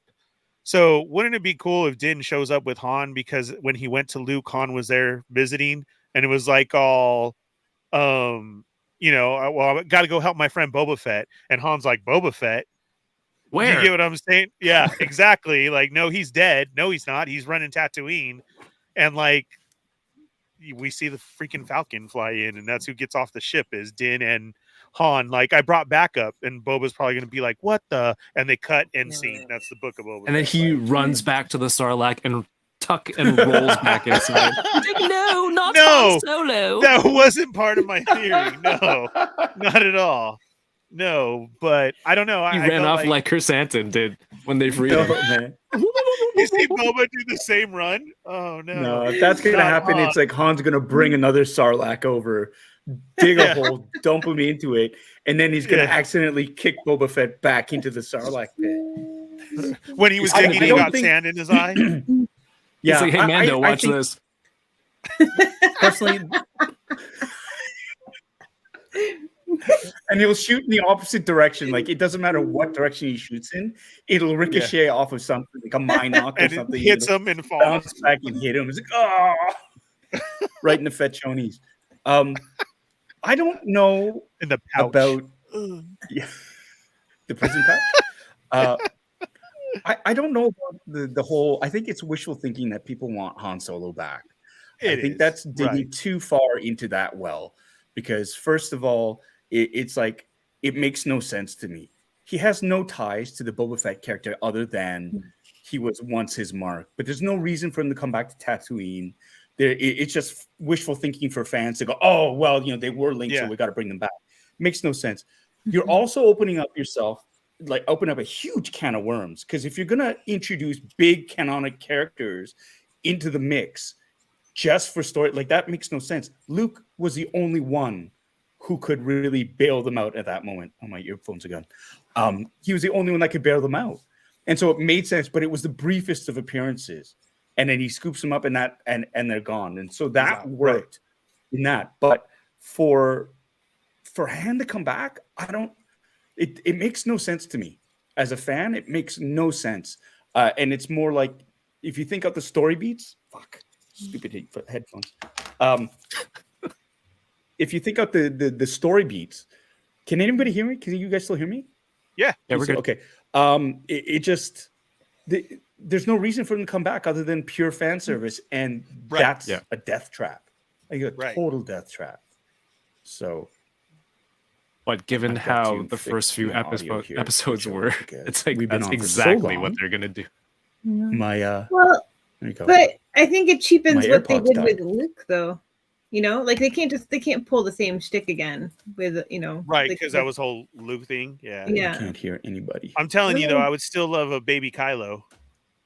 Baby Kylo. Yeah, man, that'd be awesome. He's already jacked. He's lifting stones and stuff to weigh in. That'd be great. But yeah, I don't know. I just kind of feel like that was a whole setup for season 3 Mando. But I can get the whole coming back and saving the day type thing, like real quick.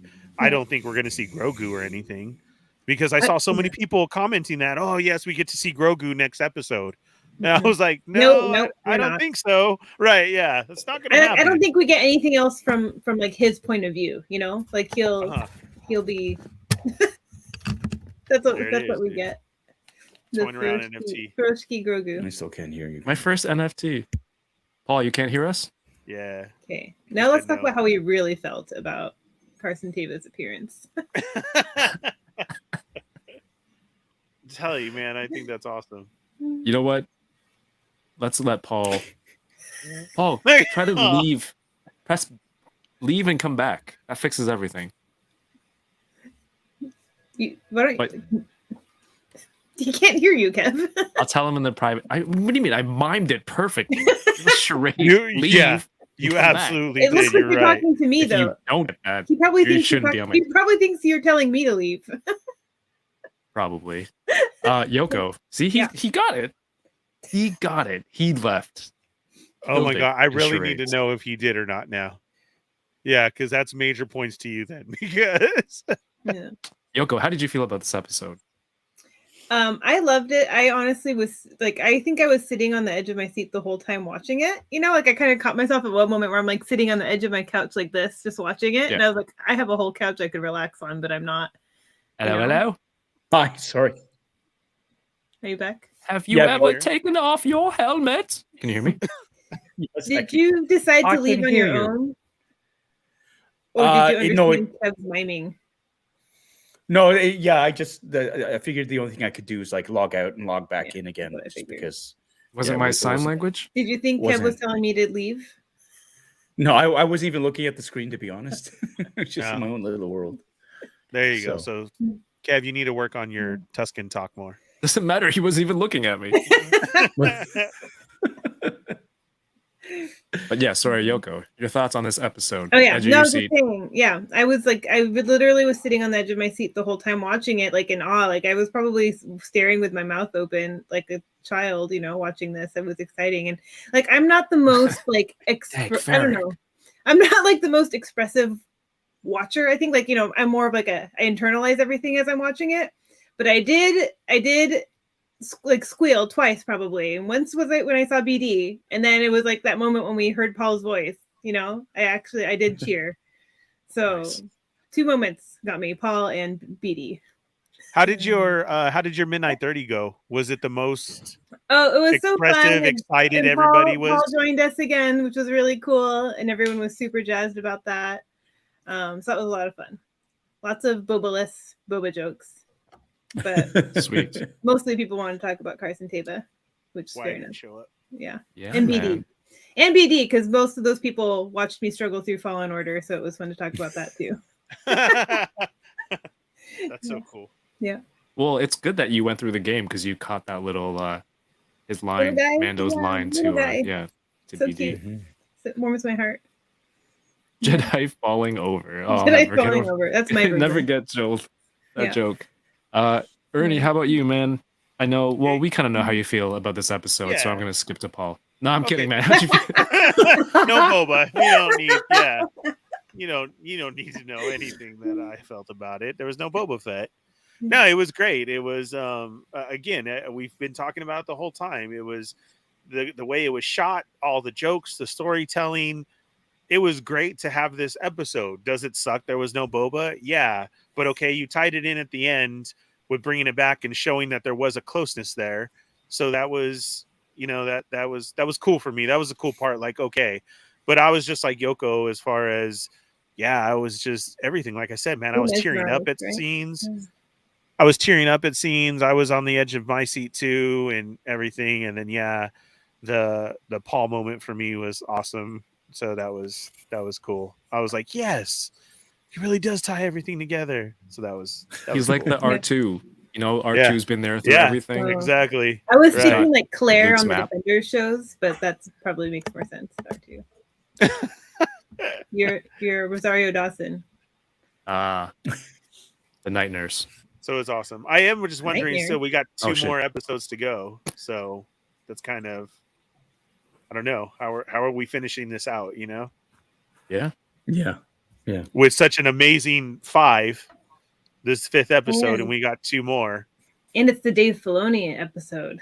Is next. Yeah. Woo. Okay, I'm done.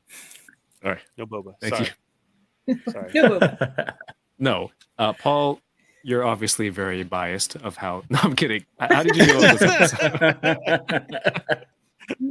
I really enjoyed it. I mean, it was you heard me gushing about it at the beginning, just for the overall, right from the get-go, it was a different look than we've seen throughout the first 4 episodes of Book of Boba Fett. It was a different setting as well for most of it until he went back to Tatooine at the end.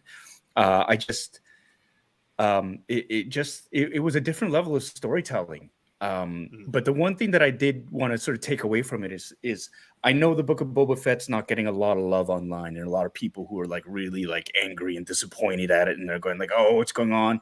And I've read some really ridiculous criticisms out there, like to the point where people are saying, well, it makes me think the Mandalorian was just a big fluke. They don't know what they're doing, blah, blah, blah. And the only takeaway there's a couple of takeaways, but the main one is like, how spoiled have we become that we're shitting all over a Star Wars, like it's a Star Wars series, right? And that's Yeah. not to forgive everything. And yeah, but it's like this set of expectations, like we've been so spoiled that if it doesn't fit into, you know, whatever, if it's not at the level that we think it should be at, then it's a massive disappointment and it's a failure, which kills me, first of all. These shows are really hard to make. And so there is that. The other thing is you cannot see these shows and judge them based on a few episodes at a time, right? Like, and I know people go, well, you know, my time is valuable and this and that. It's like, oh, well, yeah, but it's also they're playing the long game here. For a lot of it, that's what they're doing. The people who are complaining about Mandalorian not going anywhere, this is a film episode, this or that, they're the ones that are like singing the praises of the series now, right? Because you need to see them as a whole. Not only that, it's not each individual series, you see them separate. They're all interconnected. We're seeing that they're linking, they're putting the links together. And so it's meant to be, this is universe building now, not just world building, but universe building. And there is going to be some cross-sectionality to it. They're setting down, they're laying a lot of pipe basically for what's going on. And I think we need to like stop seeing, because Book of Boba Fett spun off from the Mandalorian, right? They are symbiotic in that sense. So that's why it's so, when you see the Mandalorian show up, you're like, oh my God, here he is. What's going on? But that story is going to tie into the Book of Boba Fett. Like they're all going to be interconnected. And I'm excited for the last 2 episodes. I really enjoyed this one. It just felt more, I guess, in terms of sensibility of the sweeping nature that we've kind of come to expect as well. But I really do like, again, I mean, I am biased. I'm in this episode, and my character now has crossed over, and so it's like, holy shit, I'm really entrenched now in this universe. 2 series. Like I'm there. Yeah, I'm in 2. I thought it was only just 1, but now it's 2. So yeah, I'm excited about what's going on, and I've seen firsthand how hard, and Fabio's seen it too, how hard everybody works at making these series.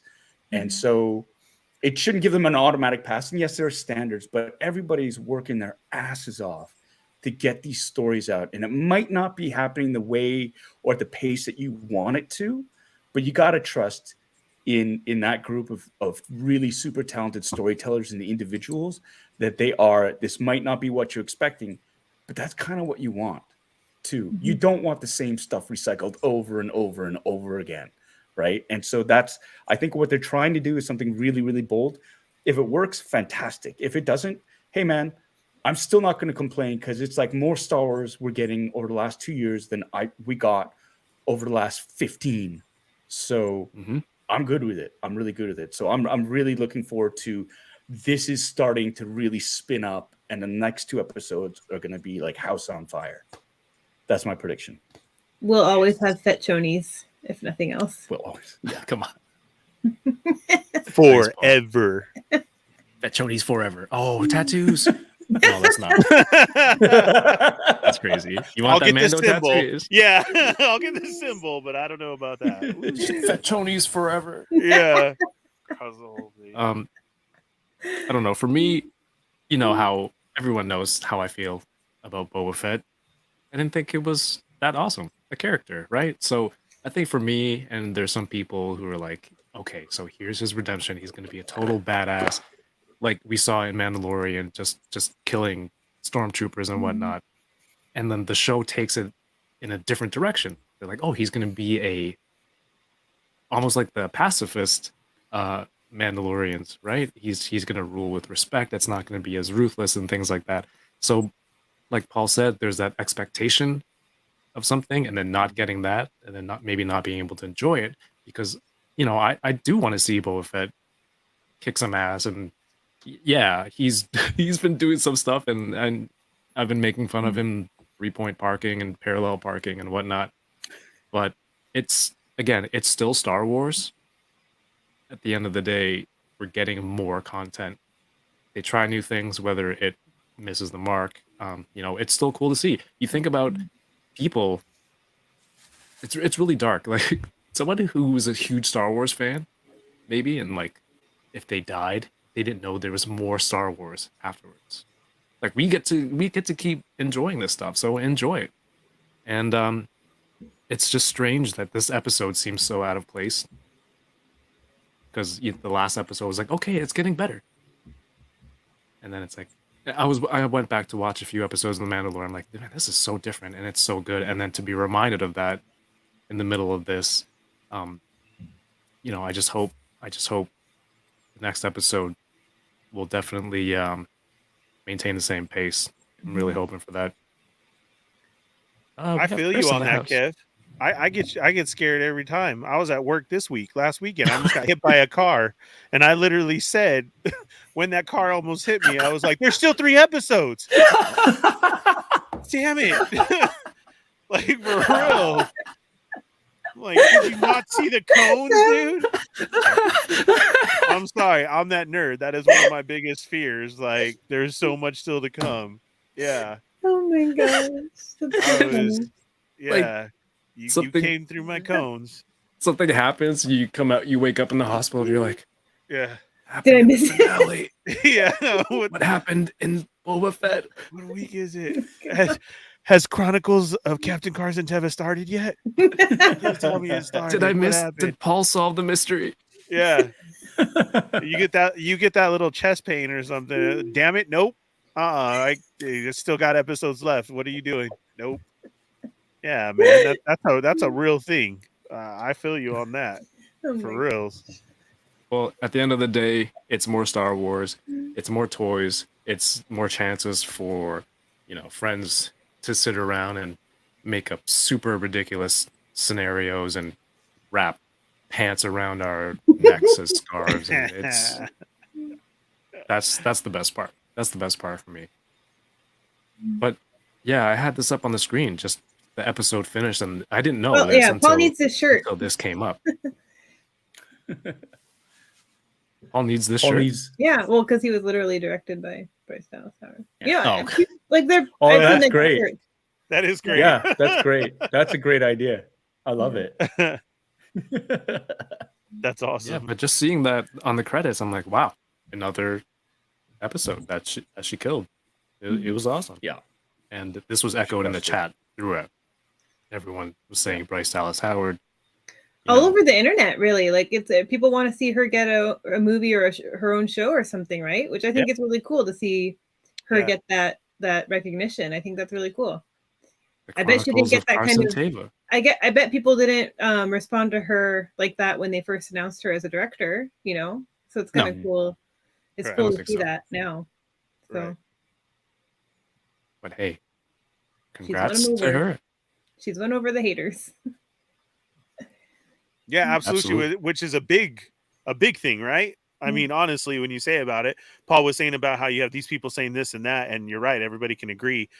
Give her her own show. Like, yeah, everybody's down for it. All right. I have some figures. I don't think I'm going to open them tonight. It's getting a little late.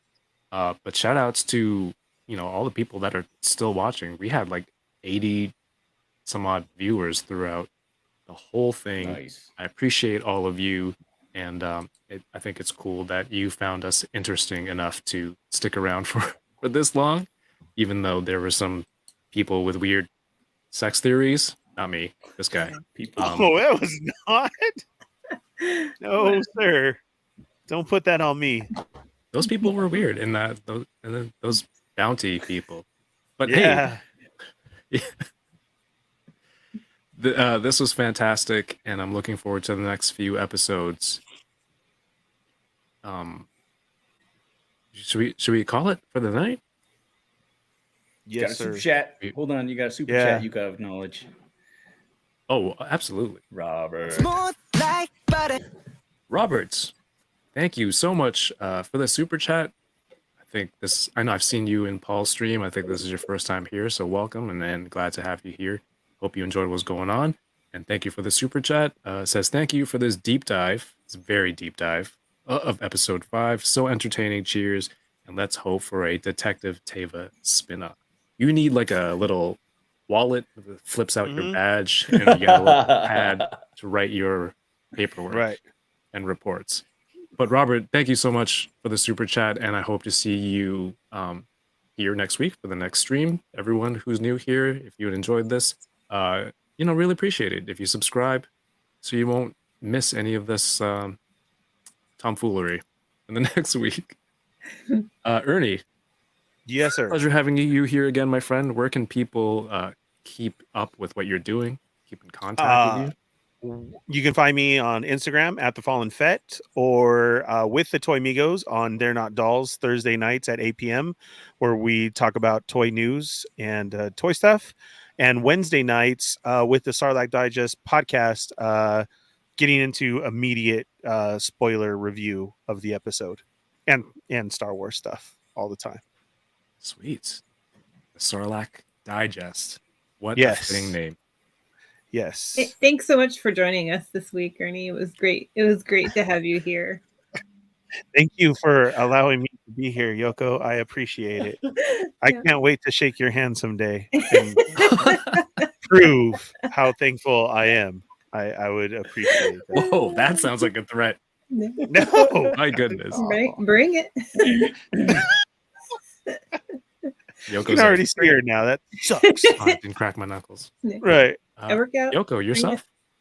I stream on Twitch at Livin La Vida Yoko. I do a double header on Tuesdays while there's a show like this one on 7 o'clock. No, that's not what time I stream. 7:30 Pacific time is my usual stream on Tuesdays, and then midnight 30, of course, where we have our live reaction to the episode. Not live, right after the episode. Occasionally I stream on Wednesdays too, but mostly Tuesdays. And I am Yoko McCann over on Instagram. Sweet. Thank you for being here. Shout out to Paul, Midnight 30. Shout outs to Midnight 30 crew. Mhm. Yeah, and that's a great group of people that you have on that stream, Yoko. I've been lucky enough to participate in it twice. I'm glad that's one of the lovely things about being on the West Coast is I can finally participate in your streams because I'm in the same time zone. So like I'm awake. I'm actually awake for them, which is great. They're lots of fun. Yoko's a great. She's wonderful at what she does in terms of the streams. Lots of really cool theories, lots of really good feedback, and sharp-minded people who pick up on little details that you miss. So that's awesome. That's what I really like because I learn a lot about the episode that's just streamed. Like super smart people watching it. I've got my YouTube channel. It's called Bitter Asian Dude Inc. You can find me on YouTube. And my big thing is the Fun Boxing Sundays, Sunday nights, 7 p.m. Eastern time. So that makes it 4 o'clock p.m. Pacific. I have Geeky Collectibles this week. I'm actually going to be opening up the 1/6 scale Hot Toys figure of the Armorer to commemorate, hey, the Armorer's return in the Book of Boba Fett. So we do that. I'll do an unboxing of that, do a half-ass review, and then basically we get together and geek out and chat. So that's my big thing. For the members of the channel who are out there, I've actually got another video dropping for members only, first exclusively, and then we're going to open it up to the regular channel. So keep your eyes open for that. This is actually a food challenge we did a while ago concerning craft dinner and the flavor boosters. And boy, oh boy, I totally forgotten about it. I found it while I was scrubbing hard drives, and I was like, oh, this, right. So so check it out. It'll be dropping on the channel. All I can say is cotton candy flavored craft dinner. It's as gross as it sounds. I guess my reaction wasn't what you were expecting. Watch the video. It's not in a good way. When you say craft dinner, do you mean like Kraft mac and cheese? Like that's it. Sorry, yes. For the Americans, it's Kraft macaroni and cheese. Yeah. In Canada, we call KD or craft dinner. Yeah. Okay. See. Yeah. I'm like, and I cotton candy mac and cheese. Yeah. I can guarantee you it is 100% Boba Fett free.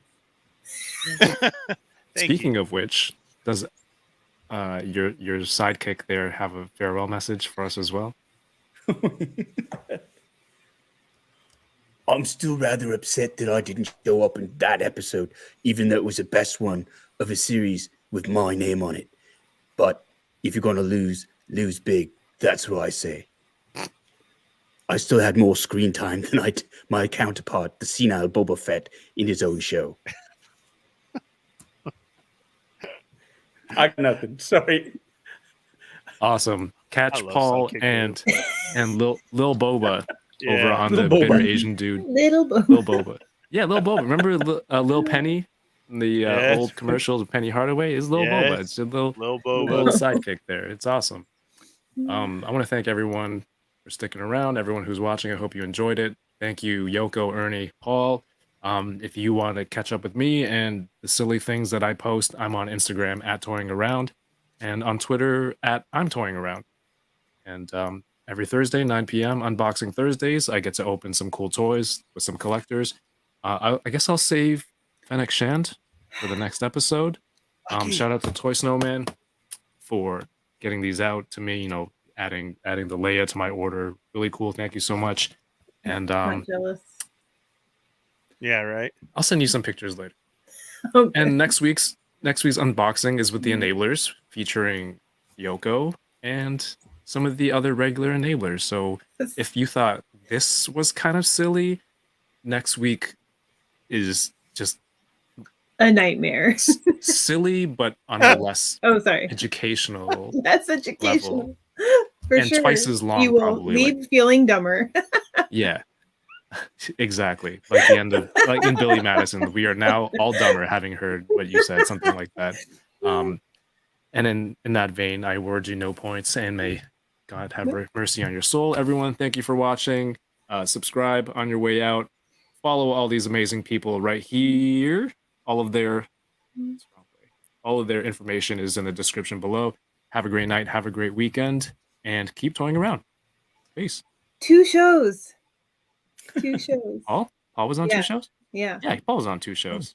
That's was. why I'm doing this. 2 shows. It's just regular Asian I have to fogginess. explain it. I have to explain it. Come on.